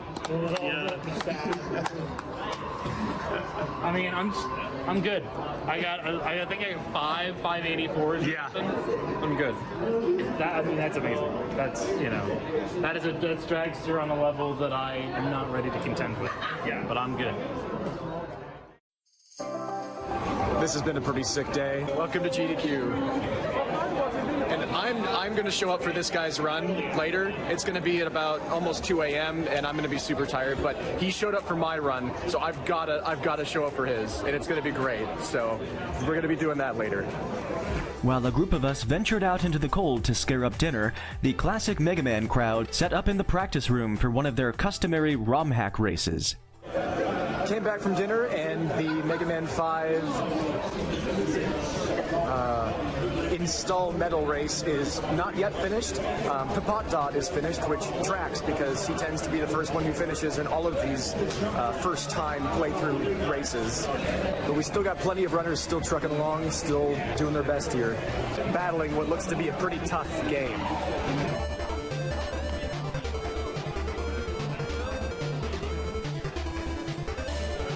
We're just simmering in the hours before Awful Block, and so might as well go check out the Super Mario. The Super Mario 64 A-Button Challenge, which I am immensely a huge fan of. So there's going to be a task showcase. We're intentionally sitting toward the back so that Sag can use part of the tiny bit of hard drive space still available to show like a full room reaction. I've recorded way too much, and we have several days to go. But yes, there's going to be much crowd in shot, so enjoy. We are going to go. So that will be in. Is this will operate? And here we go in 5, 4, 3, 2, 1.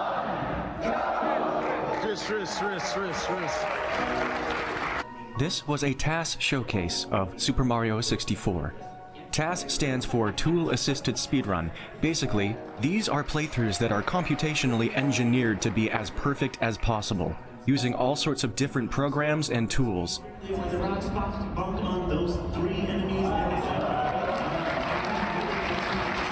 Popular games like Super Mario 64 have had some of the most attention put on them toward that perfection process.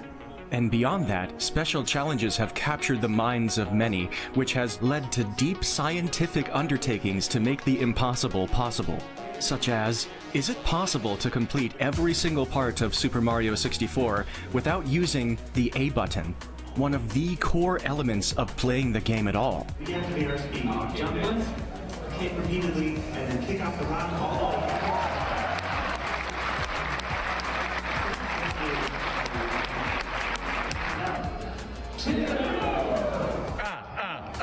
And after many years and unbelievable discoveries, the answer is shockingly, mostly, yes.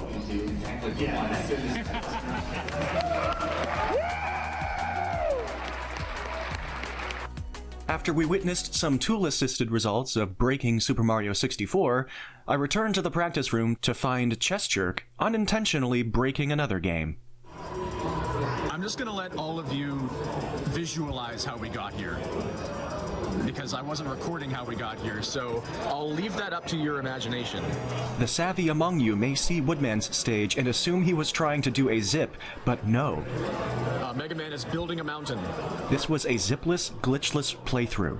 He simply tried to use a weapon. I'm screwed. I can't do anything. That's a soft lock? That's a soft lock. I have no way out. Roll credits. And as if responding to my voice, the game began cycling through different background graphics, including ones from different stages, all the way from the Wily stages.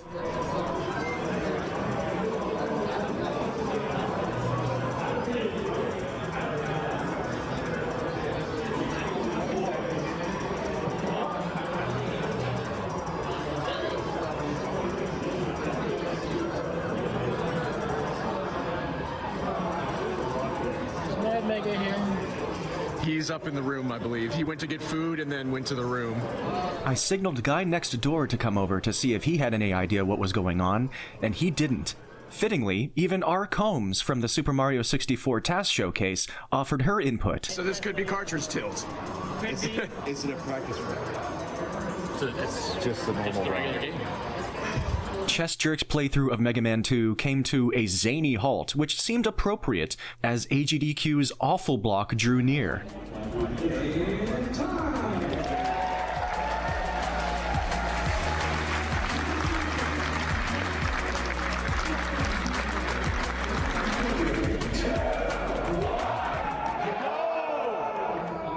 It's time for golf with your grandmother.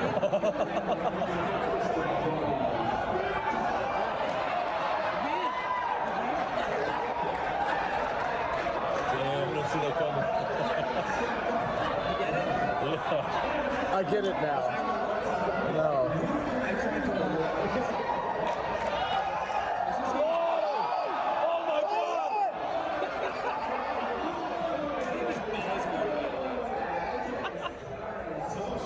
Right. 5 holes. There's 20 holes in the game. So that was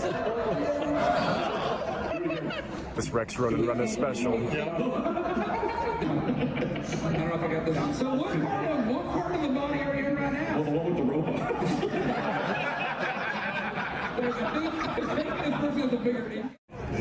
We've made it. It's just about time for Oscar. At 3:16 a.m. Let's go. Hello, Awful Block. Good to be back here. The Awful Block is one of the most popular and treasured traditions of GDQs. AGDQ 2025's Awful Block was no exception to the amazing fun so synonymous with Awful Blocks. And Jangle Storm's run of Oscar was a lovely addition to the pile of really entertainingly bad games. Speaking of the great value hidden in bad games... Welcome to Thursday. I got a little bit of sleep. Something that I've been doing throughout the week is checking out the live Cuso Grande tournament, which is a tournament of people coming in and competing in bad games. Very interesting games. Right now they're playing Indiana Jones and the Last Crusade, the Taito version for the NES, and competing, just racing to see who can get through this first. And this is a thing that's run by Brosensha, and it's, I think, a really cool thing. My friends are really into it too, and it's cool to be able to just sit here and check this out. As I imagined how my online friends would be enjoying Cuso Grande right now, I checked on my GDQ friends to see what they were up to.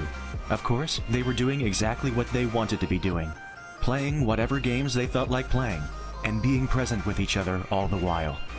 So obviously I spend most of my time in the practice room or the stream room, but there are many different places where people can hang out. There's a board game room that I don't usually play board games, but there are more than just board game activities that can happen in there. Like there's a poker tournament happening in there tonight. There's a room where people can practice musical instruments. I say this a lot throughout this video, but there's just so much to do, and I'm running out of time and space to be able to just convey that. After watching Yells yesterday, I'm gleaning the technique. It's time for sub 6, baby. It's my first time actually blowing the engine in 4th gear because I was doing it unintentionally safe before. Now you gotta go for it. Oh, man. Almost immediately after I sat down, with Sharif watching behind me, Yes! There's my first sub 6. Thank you. Nah, that feels good. And Sharif was watching too. Nice.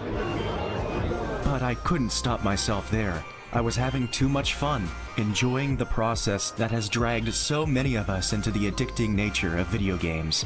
Making progress, seeing improvements, and wanting to try again, and again, and again, and again. And, if you're lucky, you end up with something you're satisfied with.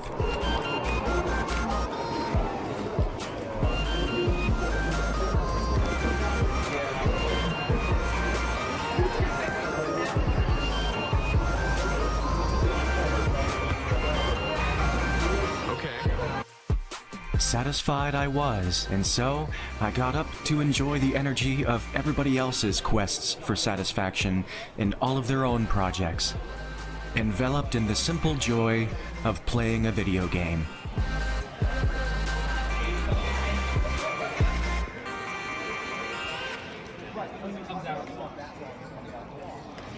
How about a little variety in the workout segments? Because I've been neglecting upper body and strength training in general for a very long time. This will be interesting. And so, predictably, I shifted my own quest for satisfaction into a separate daily channel, pushing my body to the limit, asking myself for more than I have. I may not always achieve my goals, and sometimes I even downright fail. But when it comes to exercise, the process never feels in vain. Ironic, considering the ludicrous amount of vanity pulsing through my veins at every waking moment. That said, let it be known, you're going to be seeing some really bad examples of these exercises. Be warned. Just like everywhere else in life, I push myself way farther than I should in the gym. I have to learn when enough is enough.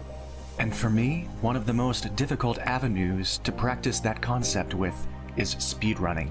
I become truly consumed by the process. The insistent demand of mind over matter from my brain to keep going until the thing is done. I have far too often stretched myself farther than I could manage emotionally.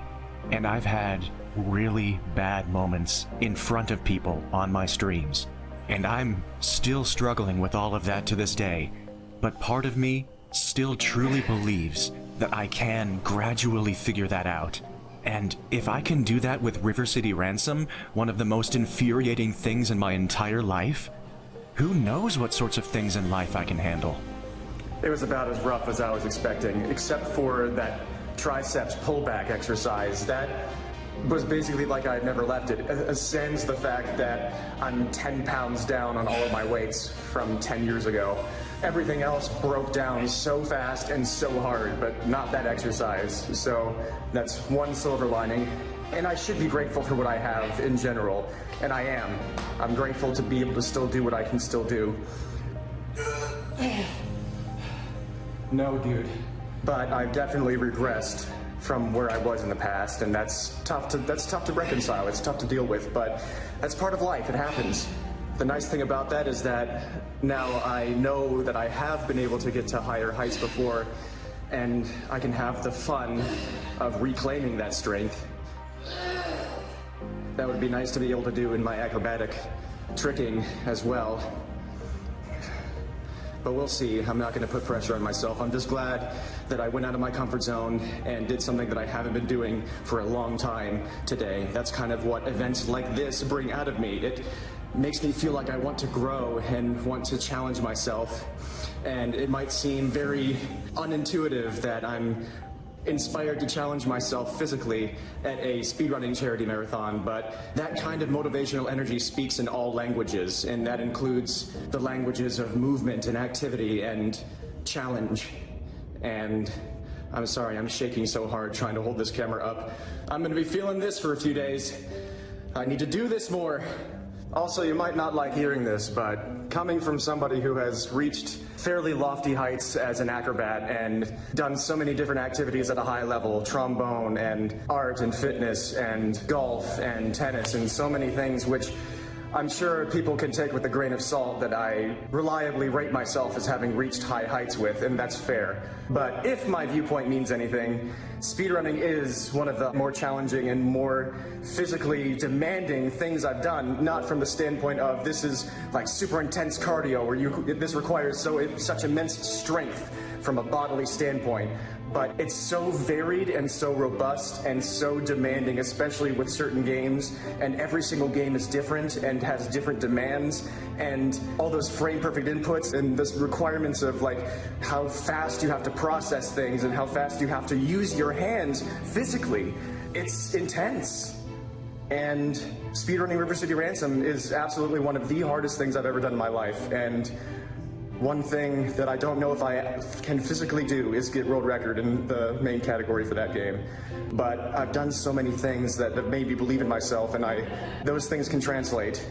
And speedrunning can translate to things like this as well and make me inspired to work on my body and stuff. So that might not make any sense to a lot of people, but I'm not the most eloquent person ever, nor am I the smartest person ever.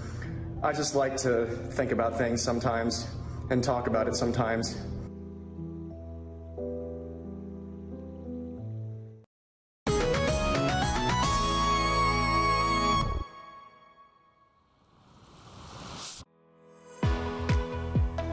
this year there's a special PS1 tournament happening, and the top 3, I believe, finishers in these prelims stage will actually end up on the main stage of GDQ in an official segment for the marathon, and they'll battle it out for the championship there.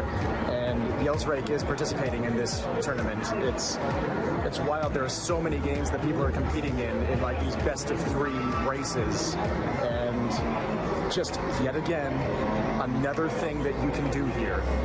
There's so much to do. Yes! Oh, that was so close. Okay. Yells did just lose his recent round, and he just barely missed out on a chance to play against Brosensha in the next round. So, all right, enjoy the poker. He doesn't feel too bad. He's going to play poker.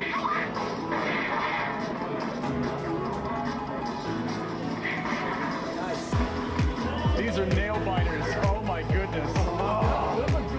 This PS1 mystery tournament was one such way that people could discover that they liked games they never would have found otherwise, just like Brosensha when it came to this game that he just played.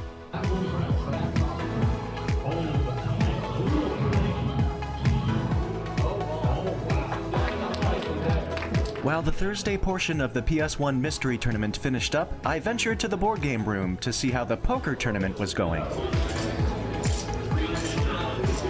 They're tired of being just 25. They grew up.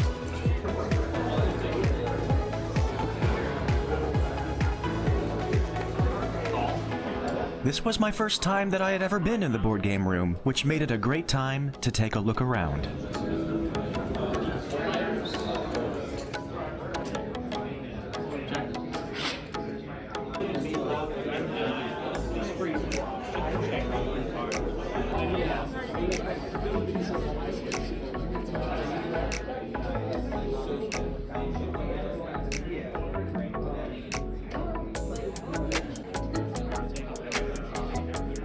Eventually, I wandered back to the practice room for a bit, where I found Jangle Storm playing something that I thought looked cool. Something inevitable about AGDQs and Games Done Quicks and any gaming event in general is coming across games you've never seen before and that you were never expecting, to be so immediately interested in. This is a Teenage Mutant Ninja Turtles game for the Game Boy, the 3rd game in the Game Boy series. Now that I'm looking it up and figuring out what this is all about, this is my first time ever hearing of this, and it looks fun. Like, I want to play this. So you'll never know where you're going to look and find some game that like suddenly is the next thing that you want to play, and that could bring you a lot of joy. Add that to the list of things that's really cool about GDQs. It's just, I keep saying it over and over and over, but that's the way it is, at least for me. Gaming and speedrunning have introduced me to new ways of thinking and bringing me way out of my comfort zone into trying things that I never would have tried and being bad at things and being interested in the process of being really bad at something and finding out what that reveals about me and learning from it, learning about life and about myself. And speedrunning also has turned me into somebody who puts on a lab coat and digs into a game to find every single time save possible, which is just so not how I operate. Again, I just tend to be a tackle and try to overpower things in life, but I have found time saves in games. I have labbed things out. I've been able to think outside the box a few times and improve games past where they were supposed to be able to go. And that's not something I thought I could ever do. It's funny how things that we're taught to be so inconsequential and so insignificant and so time-wasting can help us grow in ways that we could never expect. I sat down for a little bit of Dragster as well, where I got a couple more sub-6s, but no new personal bests. My earlier 587 proved to be my final personal best of the event. Another very neat thing, just sitting here in the practice room, is a setup where they have the TASes of Super Mario 64 that were showcased in the marathon, and also some additional things, I think as a result of the A button challenge, just playing constantly. So anybody can just sit down and watch some magic happen in a legendary game.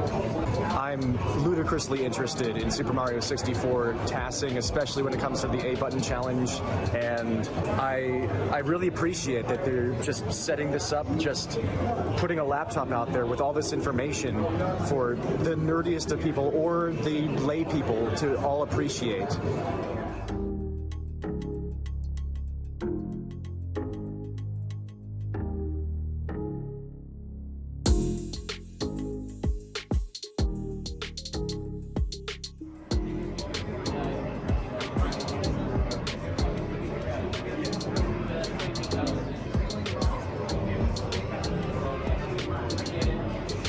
I once again left the practice room, letting it simmer in its magic, and went back to the board game room where the poker tournament was in its final stages.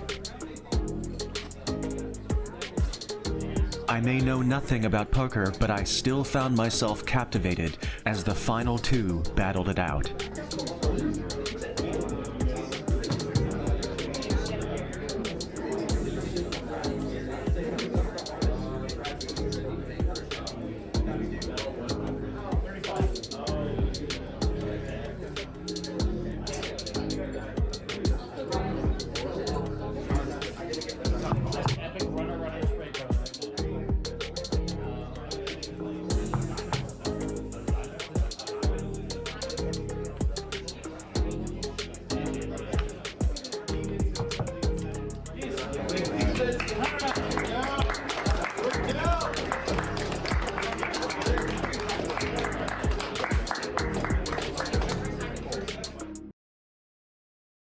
Close to followers. I don't know if you chat is ready. Are you all ready? Let the bass kick. So now we enter the chorus and we see Blaze having to hit many quick alternating patterns with his fingers. So they also overlap a little, so players have to be careful not to literally run into their own hands. Yeah. 2 days remain, and today's a NESblock day, baby. I'm gonna do 2 shorter workouts today to keep my body moving. I'm really excited for today. Let's get going. I ended up only doing one of the workouts because I just could not pry myself away from NESblock. Also, I could not believe my ears when, during the rhythm game showcase last night, Burning Rangers freaking came on. I love that song. That was a really cool showcase. I wasn't expecting that this event. I didn't know what that game was, so that blew me away. It's time for NESblock again, baby.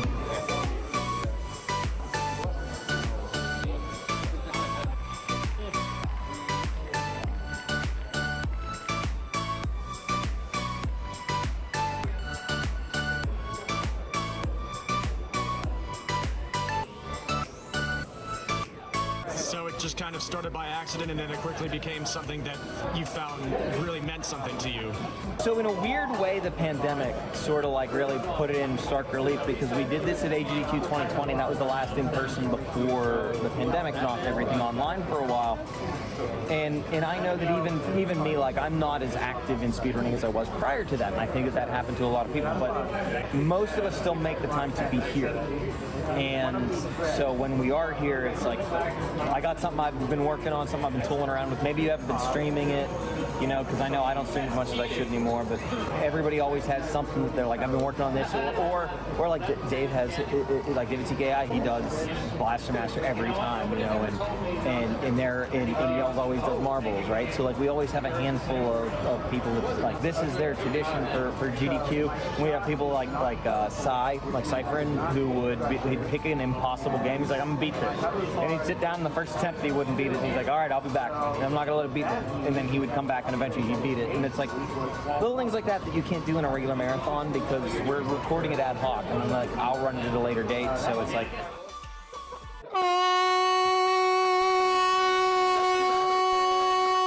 yeah, we can have weird stuff happen, because I can always kill it, delete the VOD, and start over, you know, like, it's, try to be flexible and, you know, Like I said, everybody makes my job easy on this part, and they also forgive the any of the technical issues, which I appreciate. But yeah, I think that the pandemic sort of was like, this was a thing that we all really enjoyed, and we just let it kind of go away. And then when we went back to in-person, I was like, if nobody else wants to run this, I have the equipment to do it. I'm happy to do it. I'm not the owner or the originator or anything. At this point, I think the only thing that I'm willing to claim in regards to NESblock is I'm the executive producer of NESblock. I will take that title, right? The executive producer of NESblock. I handle all of this stuff. So like when names are misspelled, that's my fault. Be mad at me. But like the good stuff, the actual things that people want NESblock for the run, was like all I'm doing is hitting record, you know. So it's easy. I love it. It's just a little community thing that we do, and it's a lot of fun to get sort of like a small mini marathon inside the big one. Exactly. You know, like it's our own little thing. Thank you, Mad Mega. I appreciate it. Thanks for letting me ramble for however long. Feel free to edit that into something cogent. Of course, while that was going on, there was plenty to see in the practice room and beyond.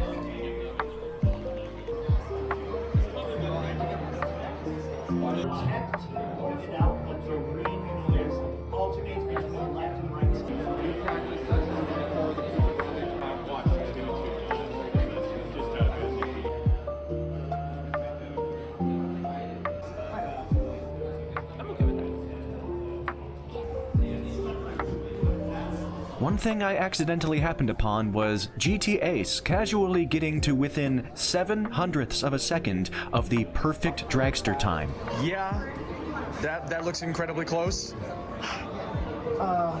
GG. Yeah, I don't know how to pull that off. Frozen Flygon absolutely killing it with Kaizo's Super Mario World. I'm honestly kind of mad. Why? There we go. Because it was a good one.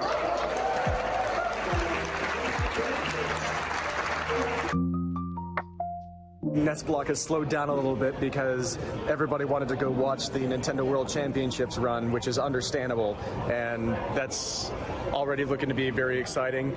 But I'm still hanging out here with NESblock because I love NESblock a lot, and for now I'm going to hop on and host Mega. But hopefully he will just stay here and take this beating for the second time, because that's what he deserves. There we go. Got it. And that's the game.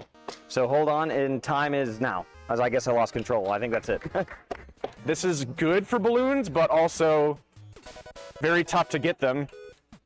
And I'm going to go for this one. And I'm going to go for this one. That's better. That's more balloon trip type gameplay. We're getting to the point in the event where it's going by way too fast. We're getting into the later stages of Friday, and Saturday's the last full day, and Sunday's basically just the day where everybody leaves. So it's starting to sink in, it's starting to hit that we're coming in toward the finish line here, and you know, every single time it's at Pittsburgh, I feel so grateful just to have it right in my backyard, and every single time it happens, I'm wondering if it's going to be the last time, and so I'm trying to savor every single moment now of this event. It's tomorrow night. This room is going to be barren, and it's going to be quite a melancholy feeling. So right here, right now, I've got to savor this. Enjoy! Our fearless leader is going to keep himself alive with sustenance. So because why would I? they're putting me back in the hosting chair, which is dangerous. So many buttons to press. And I have to be careful about popping out. I won't do it to CJ. Something I vocalized to my friends is something that you may be wondering with me spending so much time in NESblock. Like, should I really be spending so much time in this marathon where so much is happening in one place, doing one thing? And yeah, that's in my mind. Like, especially in these later stages when time feels like it's going by so fast and it feels like the end is coming so quickly.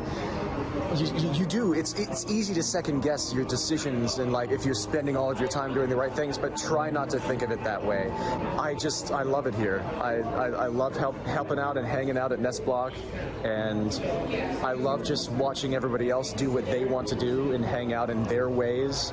And I feel like that's part of the beauty of all of this, is that a lot of us just end up where we're supposed to be. And that's kind of a weird way to say it, but you probably know what I mean. So be kind to yourself and just have a good time, see? Sharif in with the Barbie. This NESblock has just gone up a notch. Let's do this. That's a fun little twist on the game. But yeah, time starts when I click out of this, so we'll just start in 3, 2, 1. Another thing of note, so do I have advice about approaching people that you know online or streamers that you follow and you've been in their chats and stuff? Like, how do you approach those people? That's a tough one for me to really figure out for myself. There are a lot of people that I see at these events that I feel like I want to approach and I want to develop a connection with, but I'm worried that I am going to be a burden, that I'm overstepping parasocial lines, that, you know, that they're not really looking to have interactions with fans or something like that. And I don't have a great answer. That's one thing that I'm really working on, that I'm looking to find answers with. And this is probably something that is different from person to person as well. You'll have your own answer. And like, there are people that I regret not talking to at this event and the last one, and that will probably continue to be the case. Like this event, I meant to go up to Brosensha and talk about how some of my close friends are really into his streams and the whole message of Kuso Grande and everything. And I've been meaning to go up to Gymnast, the Legend of Zelda speedrunner, and like congratulate him for his Wind Waker world record in 2014, the one that I was featured in a Speed Docs video because I celebrated his world record by doing a bunch of flips because, you know, Gymnast flips, and like connect with him about that. And, you know, that would probably be fine, but I'm just so nervous about it. I have a crap ton of social anxiety and anxiety in general, and I'm just so afraid of so many things. I'm afraid that I'm a burden, and that's something that I have to work on because my enjoyment of these events will probably skyrocket if I can reliably and responsibly work past those things and develop more connections like that. As long as you act decently and you're respectful to them, things will probably go well, and a lot of people probably won't be upset with you introducing yourself and at least just like breaking the ice. But again, that's completely different from person to person, and if you can read a room, you can probably tell which people aren't looking to engage with others at this time, or are just more shy, aren't as talkative, and socializing can be incredibly tough. All of those things can be incredibly tough to read, for some people more than others, and this is a place where I think it's more likely for people to understand that so many of us have had those struggles. So that's not quite advice as much as it is just my standpoint and the way that I'm working with it. If that's information that you can work with yourself, then I'd be glad for that. If anything in this video or these videos is helpful or entertaining, and I say this with most things I do, but especially now if I'm making like a huge vlog about what it's like to be at a GDQ, if this helps you, I'm overjoyed. And thank you for watching this far. We've got a little bit left in this marathon, and if you stick with me to the end, then I hope I have some good things to show. You finished Contra.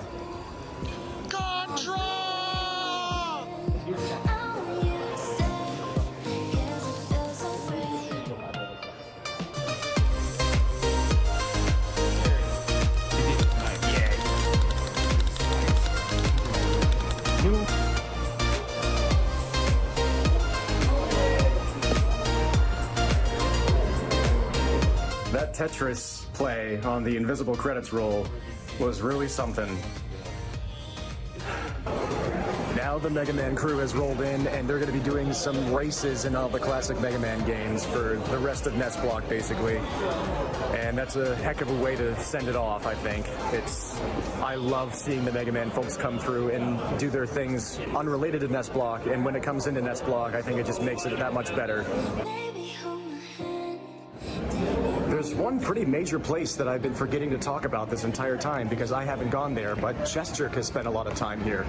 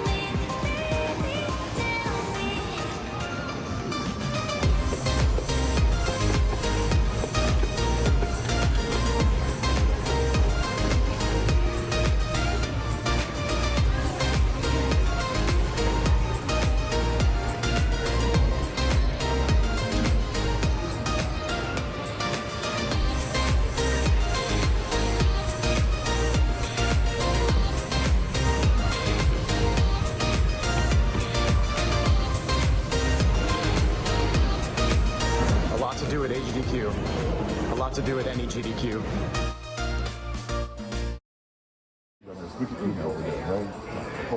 As the evening hours took hold, I returned to the practice room to find NESblock, of course, still going strong, with Guy Next Door doing a Buster-only speedrun of Mega Man 4, unforgiving and entertaining.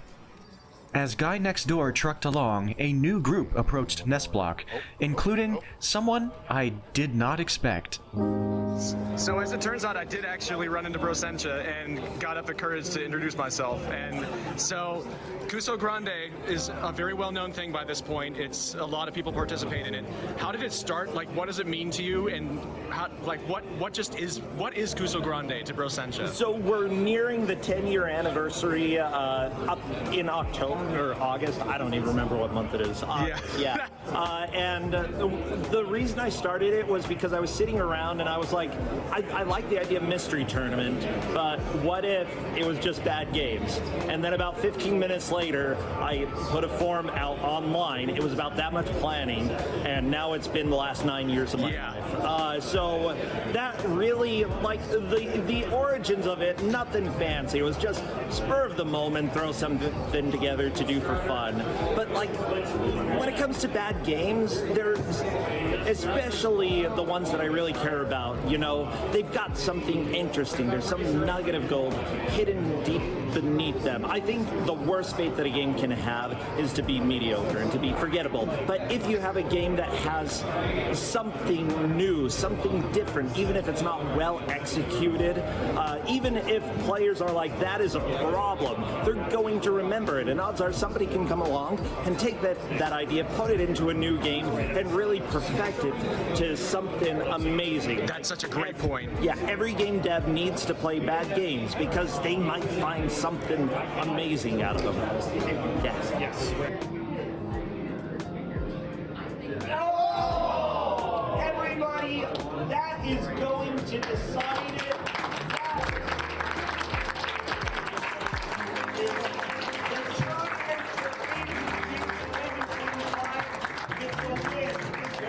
Going to offer blues.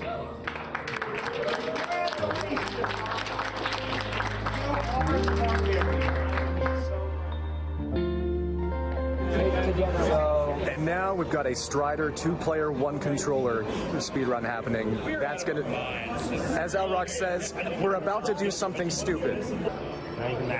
Woo! Any two can strike.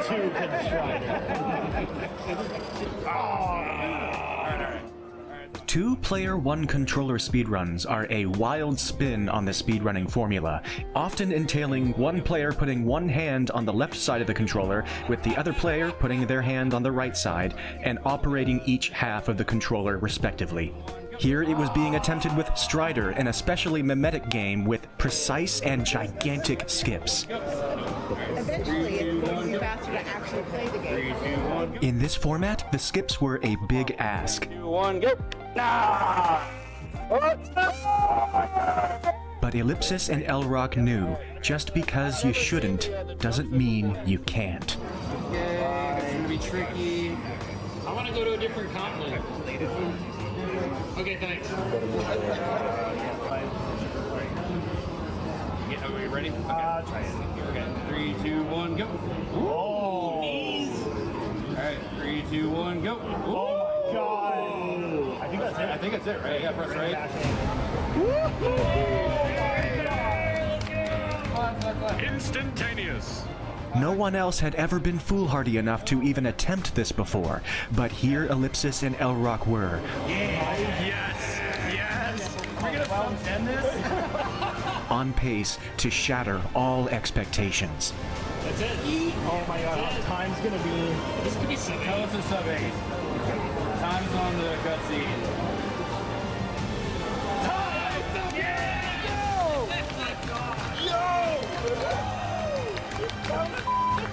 Holy crap! That was awesome! Welcome to NESblock. Dude, you killed that. Do you like what you see? I hope so. If you don't, I don't know what we have to offer you that you could possibly like. That was awesome. Here, let me move this back. Oh man. Let's see our runners here. What a ride. That is gamer. That's a submission video right Yeah. That's a yes. Thank you, NES Dude, how could I say no when you offer me 2 P1C Striders? You're like, hey, so it's... No one was deterred from following up such a strong act, and NESblock galloped onward, with Ryan Ford providing a very strong speedrun of Little Samson. There you go, Ryan. Let's go. Yeah, good run. Then it was Brosentia's turn, embodying another part of the spirit of NESblock, coming in with Athena. Hello, hey, I'm Brosentia, and I'm making a mistake today. One of his beloved bad games that he had no intention of being able to get through. Brosentia was inflicting this game upon NESblock. Athena is a video game about how I ruined my life. When you swing your weapon, you get some sort of iframe. I think that is GG, man. I'm done with this crap, okay? Never play Athena, especially after 7 years. That was great. That was As the hour grew later, the NESblock queue closed. And just like that, we were upon the final NESblock runs of AGDQ 2025. The penultimate run of the event was a Mega Man 5 race between Papatot and Phoenix Ignition. Phoenix Ignition participated in all of the Mega Man races this NESblock. So talking with Brosentia and his friends was freaking incredible. That definitely made my day. But NESblock already had. This has been a good day, and I'm gonna hop in and end it off because Mad Mega himself is gonna be a part of the grand finale. With Yellsrake. So I'm excited to watch that and help tie a bow on NESblock for another season, not another year, another season. Jay and Silent Bob Mall Brawl is a 2020 game based on the Jay and Silent Bob IP, and one of the platforms it was released for was the NES. Mega and Yellsrake used it to close out another great NESblock. I do love how this ends.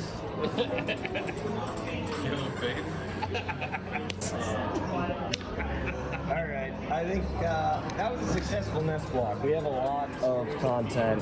There's a lot there. I'm really excited. And that's a wrap for NESblock at AGDQ 2025.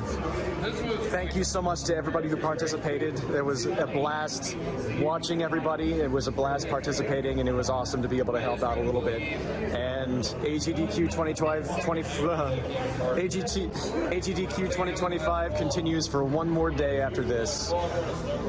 I'm not ready for it to end, but you never are whenever you're into something this much, and it just feels this good. But to get to experience it with all of these people is a treat. And again, I'm going to savor every single moment left. And it never ends, actually. These friendships persist. Whenever you meet people at these events, the great part is that when you go home, they're still there a few clicks away or a few presses of some keys away. That lasts a lot longer than just the event. And that's really incredible. I can't express just how much that means. So, I need some food. Thank you. And, real quick. yes. What's a trouser snake? You can cut, it's good.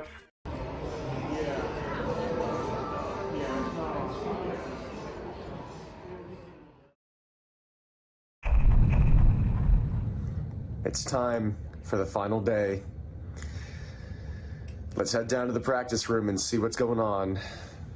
And see if it's already a little bit depressing with things being torn down. Teardown hasn't really started yet, but we're about to go get some food, and I imagine when we come back, it's going to have begun. So let's take one last look at a full, somewhat vibrant practice room.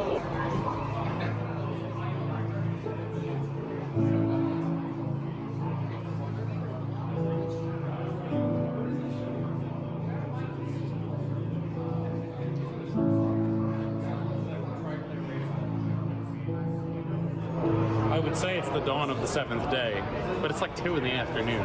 It doesn't feel like it. I thought the exact same thing. The practice room, it's kind of like Vegas, if you've ever been to Vegas. You know, the folks that aren't of the gambling ilk, they intentionally don't put clocks on the walls.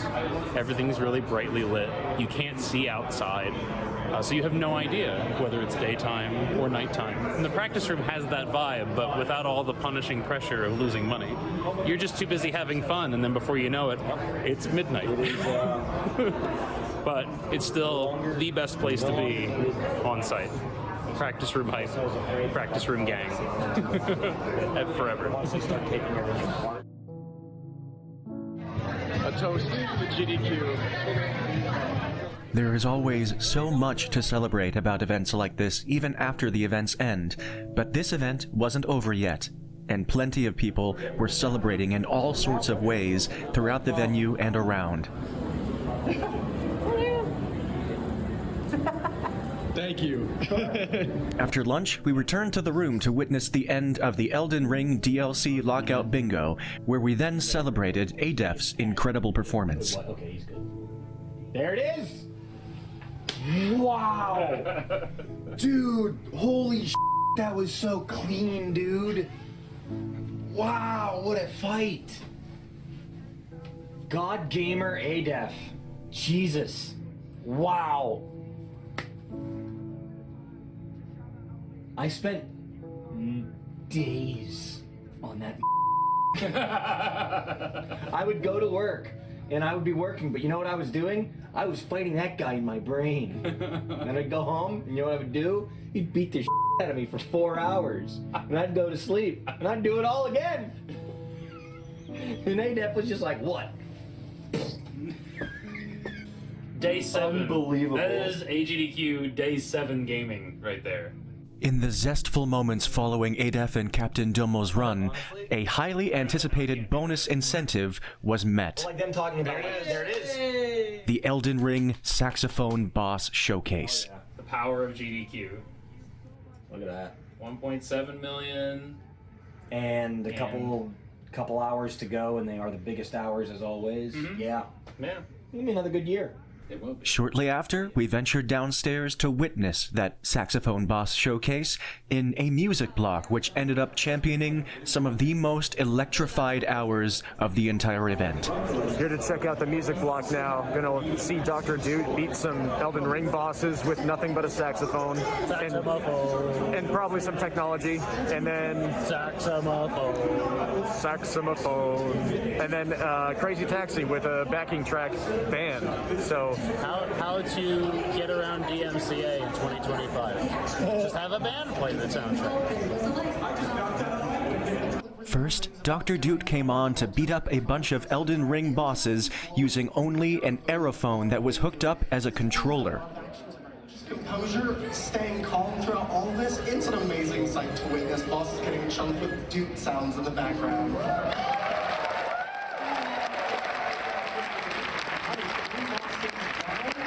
Dr. Doot destroyed a murderer's row of bosses to the ominous sounds of synthesized dance.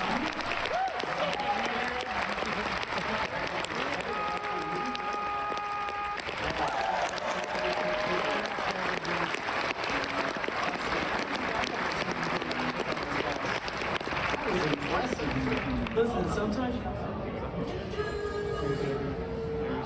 again, just abusing that poise, absolutely non-existent. We should have maybe 2 more hits here. Oh,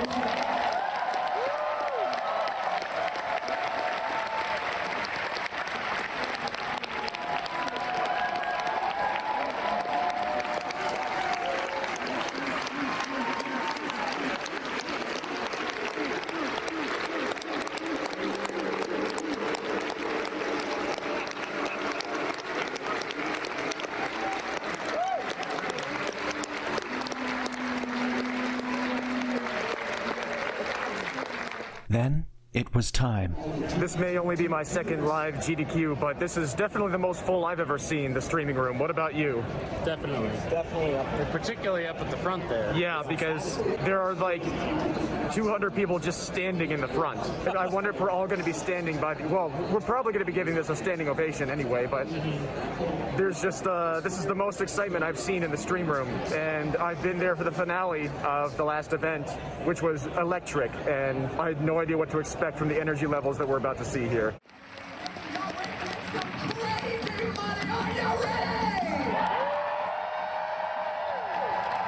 I was not prepared. y'all with me? All right, 5, 4, 3, 2, 1, go! Yeah, yeah, yeah, yeah, yeah!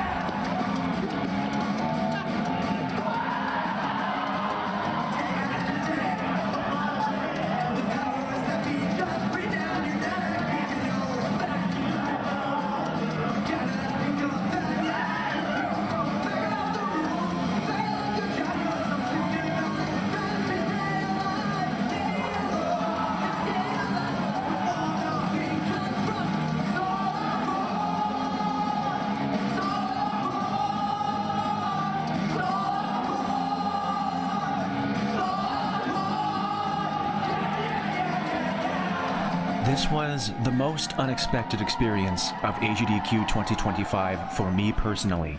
This is not a run I would have chosen to go to myself. I ended up here because I wanted to hang out with the guys. To that end, sometimes you end up doing things that you wouldn't do if it was just your choice. And that can end up leading you to some of your favorite experiences of these events.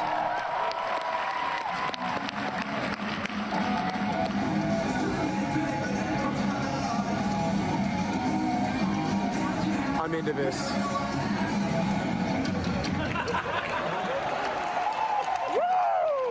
As I've said before, one of my most practiced activities in my life has been trombone performance. I grew up a band nerd. But that's the thing. When I think of band, I don't tend to think of a band like this.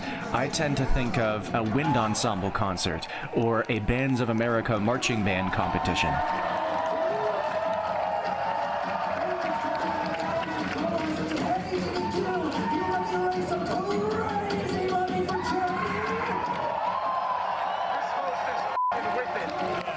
He's nailing it. Are you ready to make some crazy money? Here we go! Yeah, yeah, yeah, yeah,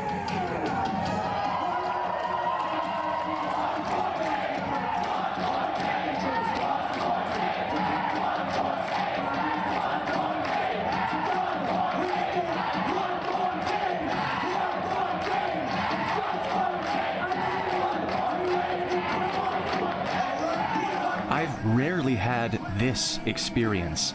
One of my only times I can remember was when I went to support my friend Tony, who was a bassist for a local band named Call Your Shot. And I loved the experiences of supporting those local bands and discovering new music that I really liked.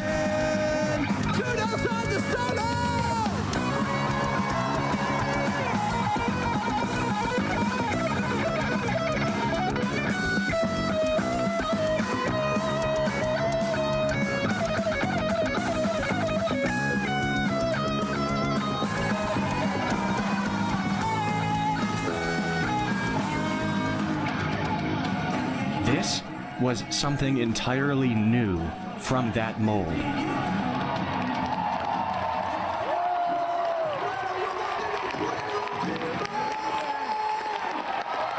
This was an indescribable energy.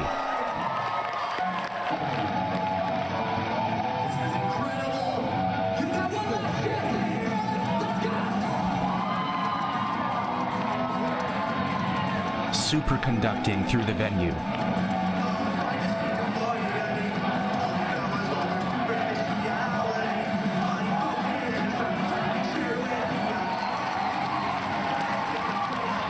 And this was when I really fully got the other type of band, the non-nerdy type of band.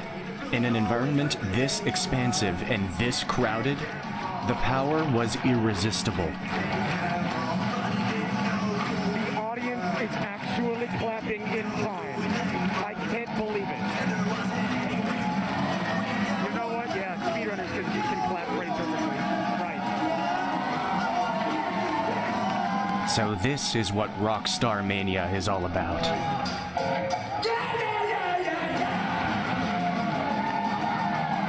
This is the allure. Not every single note has to be pitch perfect. Not every single beat has to be perfectly in time.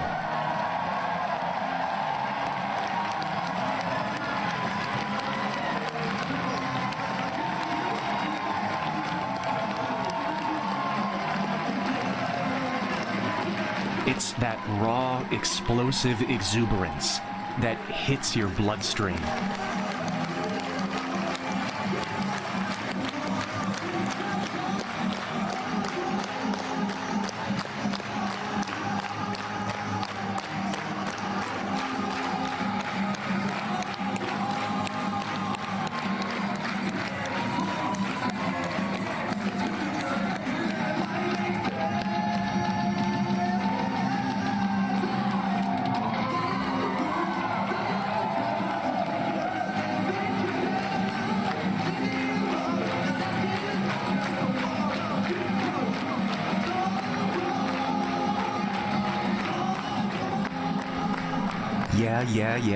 Yeah. I'm glad I was here for this.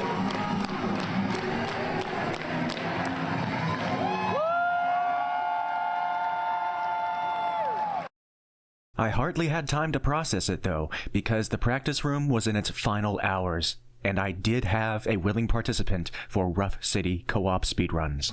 Pretend that our gameplay is good and pretend that we're funny. Oh, very well done.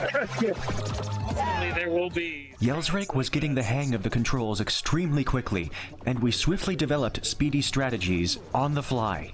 Yes, very nice. I'm gonna try and get the infinite weapon glitch here. For a first serious run of this game co-op, things were looking pretty darn good. There were no major mishaps. Let's go, baby. And I had the use of 2 infinite weapon glitches to speed things up. Only 1 level to go. Yep. Oh, he's stuck? Can we even do anything about that guy? Oh my god, no way. Oh my god, no way. All the glitchers, except for the infinite weapon glitch, are quite minor and not game-breaking at all. I think that's a soft lock. It's a good run. That was a good run. That's a good thing that didn't happen on GDQ, huh? I've seen them get stuck a little bit before, but not like that. That's the one thing that I was worried about more than anything that I haven't seen yet that could happen. That was a good run, people. Yeah. It is really a miracle that didn't happen on stage. It's a miracle it hasn't happened to me in any other run, but it's really a shame it happened during that one. While the loss of that nice first run stung me personally, we didn't let it deter us much, and we dove right back in, playing well into the mid-game. When they're on the ground, you can just use it. Yeah, I can go back to the combo, yeah. This is a really good... That was an incredible scene. Well done.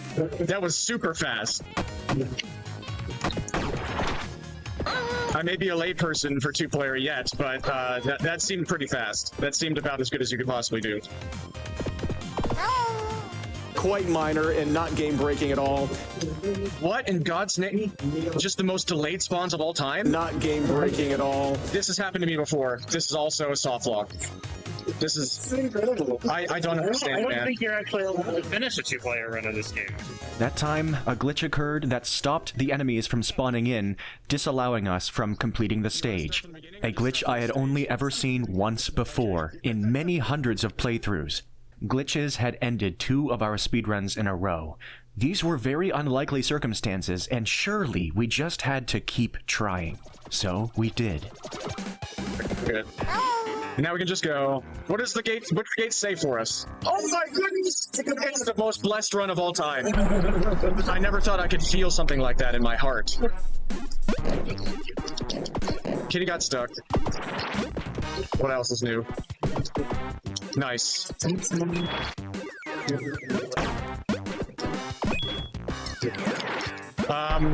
I don't.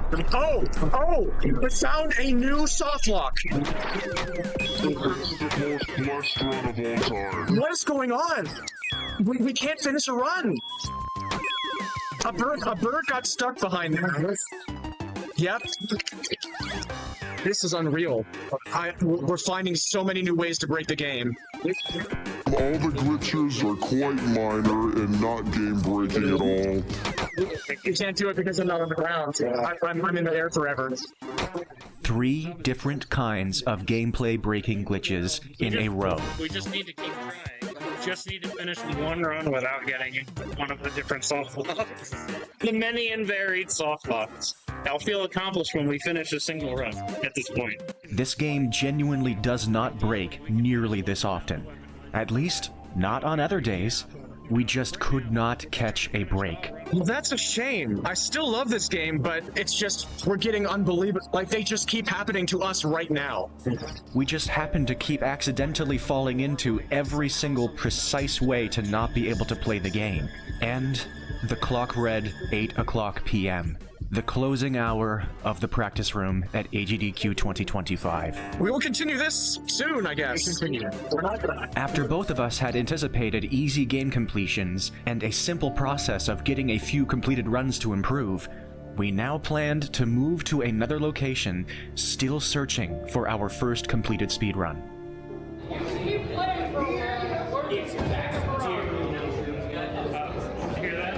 Oh, right. Well, it's happening. The practice room is going down, and we're going down with it, baby, because we're playing video games and having a good time together and getting footage that I can, like, stream at a later date.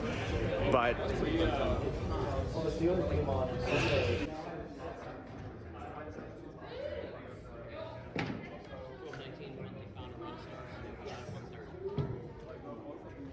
It's not over until we decide it is. Yeah. Because when the going gets tough, we play video games. Tough, get going. Now who's with me? We're back. We're back. Practice room isn't closing at 8. Oh, we need to plug our controllers back in. Working. Nice. I knocked him down just for you. Oh no, a weapon just got caught in the elevator. We're still fine. Hey, actually, it stayed in. It didn't get deleted. Maybe you can come with me. I have plans for you. Something else like a game back. Get it? Because the elevator game. That's better than I thought it was when you first said it. I will say that. Okay, now this run really has to finish because that was just said. This time, we made it all the way to the final boss. Could we finish it out? Yes. Okay. All right, let's do this. Well, that's okay. Okay, well, there's a first.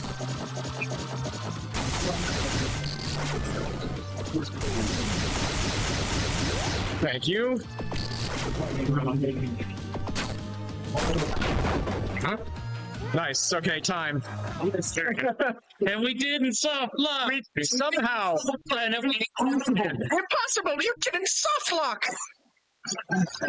Fine, you can have this, I guess. You've somehow made it here. In the end, our first finished speedrun was a pretty solid affair. A sub 17-minute run without the use of a weapon glitch. Nice! That seemed respectable. And as the World 9 gaming crew continued to allow us to sit down and do our thing, we jumped in one more time to see if we could do it again with me activating a few weapon glitches. I got the infinite weapon glitch in the first stage and in the second half of the third stage, which are the two major instances I need to be able to use weapons infinitely against the bosses. Once again, we made it to the end without any soft blocks, but one other problem arose. I'm sorry to do this, but I really gotta pull that. Oh, can you give us like 2 minutes? Yeah, we're at the final boss here. We were well and truly out of time. Yeah, I feel like we just saved a cycle there, and now... I love... Oh, that was the coolest spinning maneuver of all time by two people.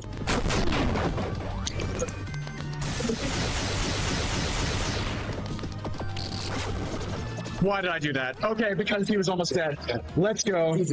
All right, we got 2 weapon glitches. Well, did we get 3?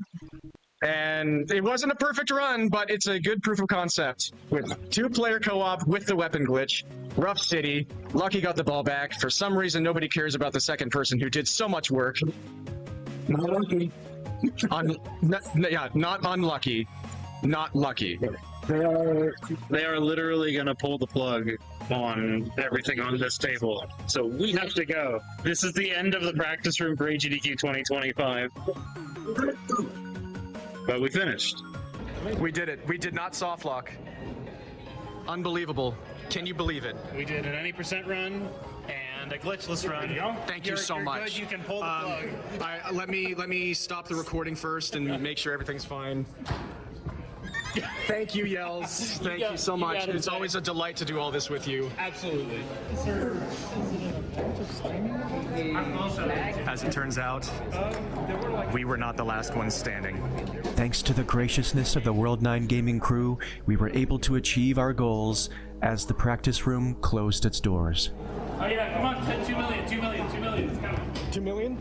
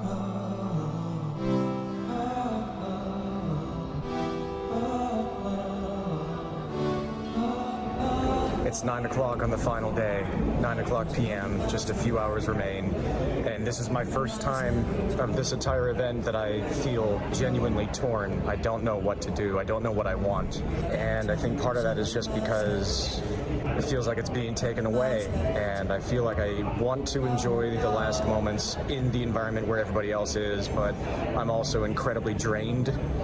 And I didn't get my workout in today, so that might, I might be experiencing a bit of a drop from no endorphins, but I guess it's sinking in, and it's a sinking feeling. I don't know what to do with it. I don't know what to do with these last few hours, and I kind of want to just go up to the room and rest, but that doesn't feel right. It feels like I'd be wasting something. And that's the type of thought that just seeps into your brain that is unhelpful, and I would encourage you to fight it, I think. Like, I probably should, but it's a tough thing to fight. Because part of you, you know, deep down feels like there's truth to that. I think I'll figure it out. We'll see. I have different options, and none of them are genuinely bad ones. But time is still just moving the entire time. The event is just coming closer and closer to its end. And it's a sinking feeling. For a while, there's 100 miles left to go. 100 miles left to go.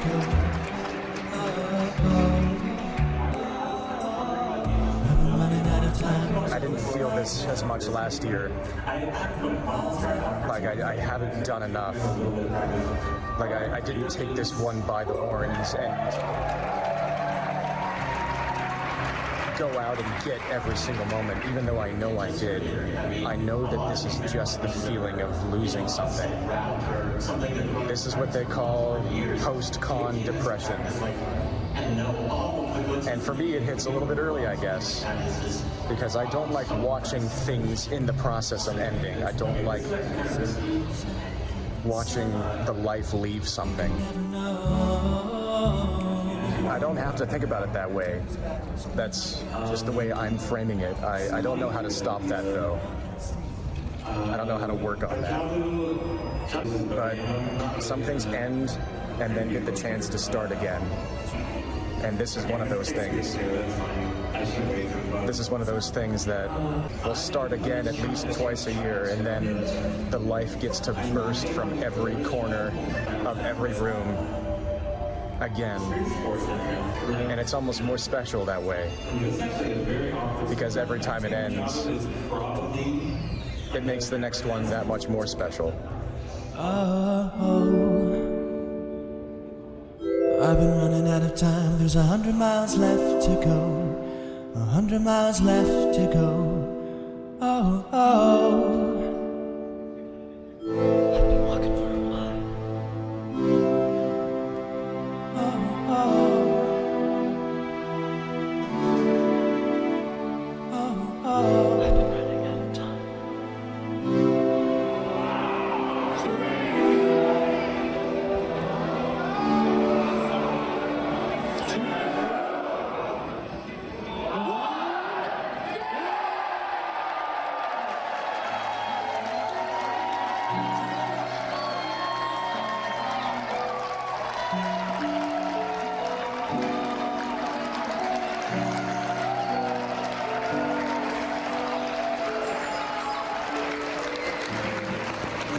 Echoes of Wisdom was awesome. Of course it was. I'm glad I came back down. Returning to the stream room allowed me to witness the 2.25 million milestone moment, as well as meet back up briefly with my friends and say hi to them. I let them get themselves situated for the end of the event. Whereas, for me, it felt like it was about time.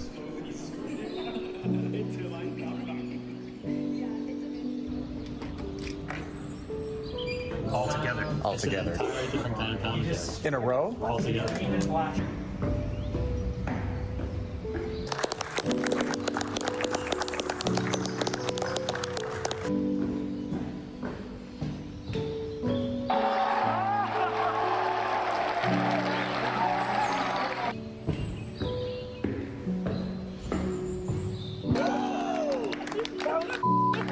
Holy crap!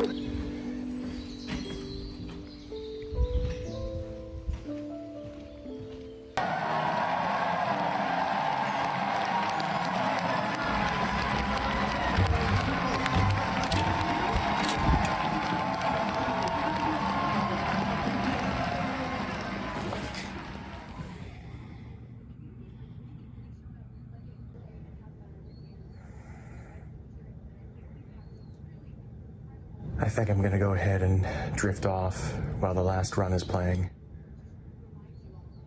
Not because it's boring, just because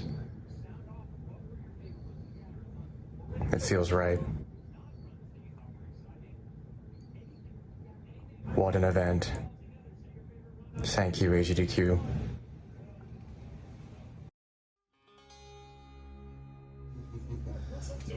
The Legend Mega is heading out, and we're all getting ready. It really is happening.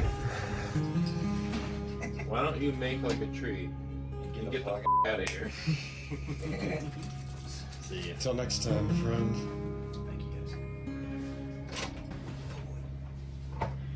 See you next. Later.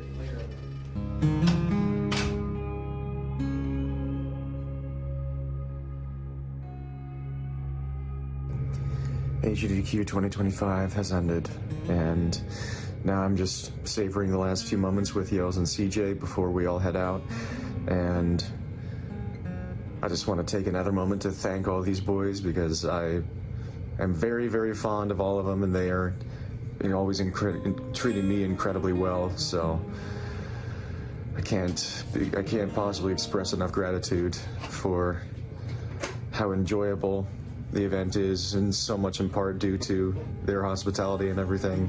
What can I really say about the event? It was an overwhelmingly positive experience, and hopefully everything that I've documented speaks for itself in that regard. What do you boys think? How did it go for all of you? I think it went really well. Yeah. We'll do it again the same way. Yeah. I thought it was magnificent. Yeah. A wonderful week.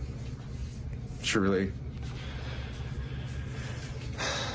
Thanks very much in part to both of you. Thank you. Thank you.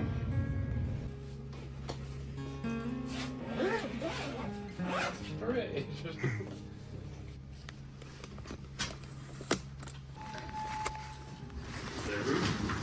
Mm-hmm. Let's all go to the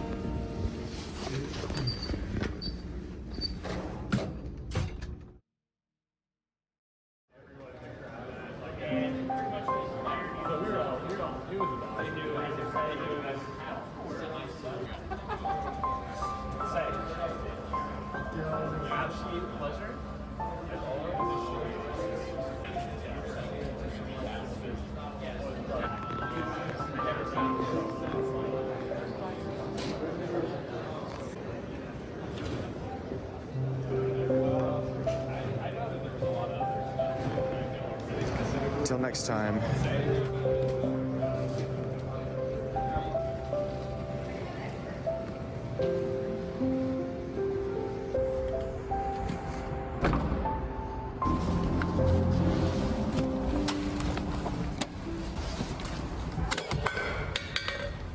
Nice.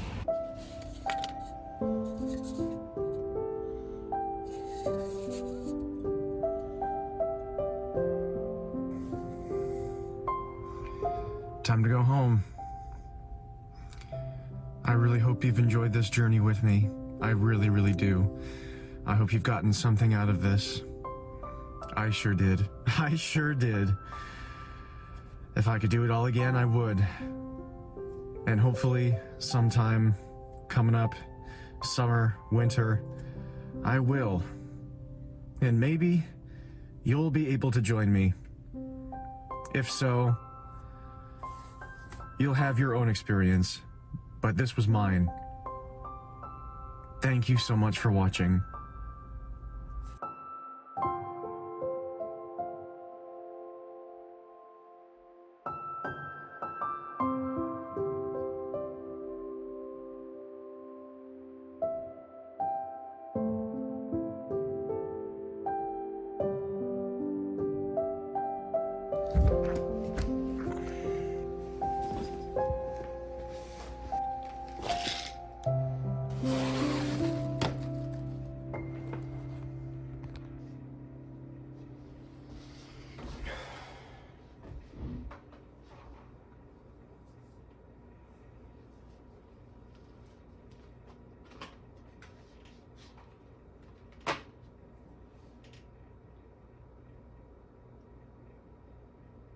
How in God's name am I going to handle all this footage?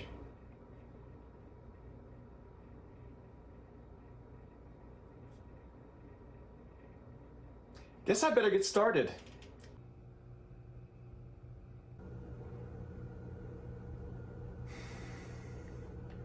I think, for once, I just finished something.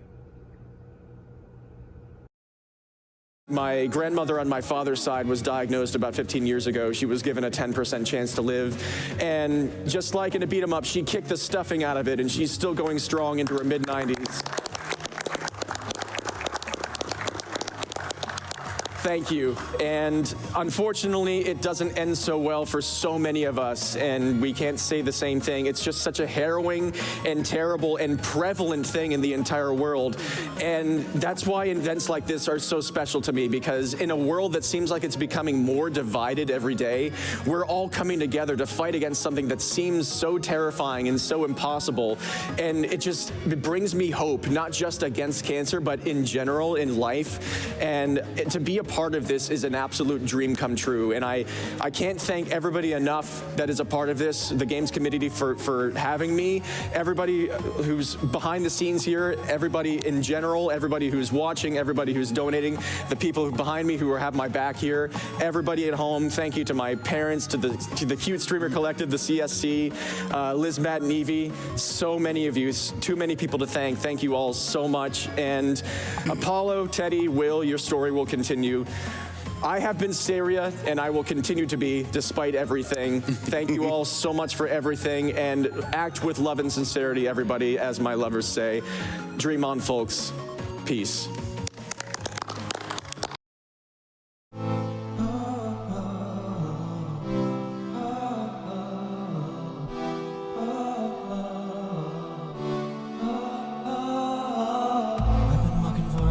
There's 100 miles left to go, 100 miles left to go. I've been running out of time. There's 100 miles left to go, 100 miles left to go.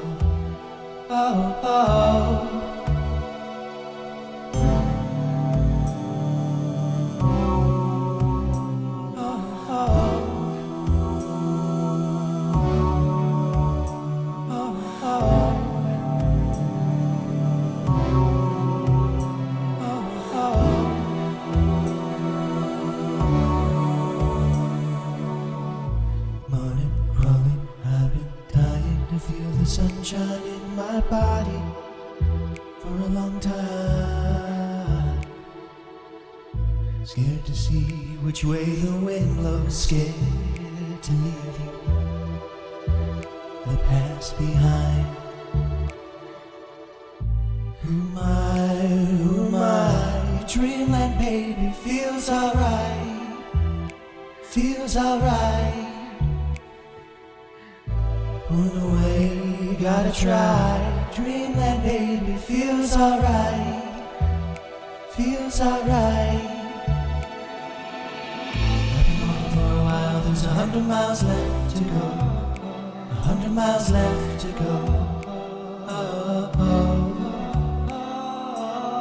I've been running out of time, there's 100 miles left to go, 100 miles left to go.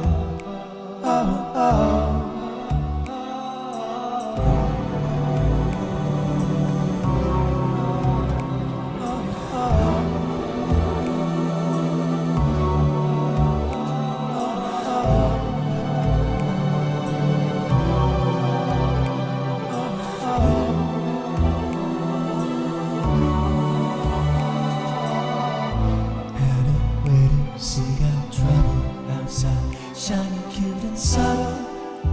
You could never know,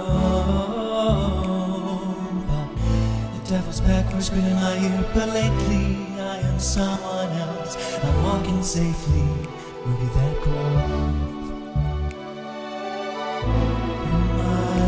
Who am I? Dreamland baby, feels alright, feels alright. Away, gotta try. Dreamland baby, feels alright, feels alright. I've been walking for a while, there's 100 miles left to go, 100 miles left to go. I've been running out of time, there's 100 miles left to go, 100 miles left to go.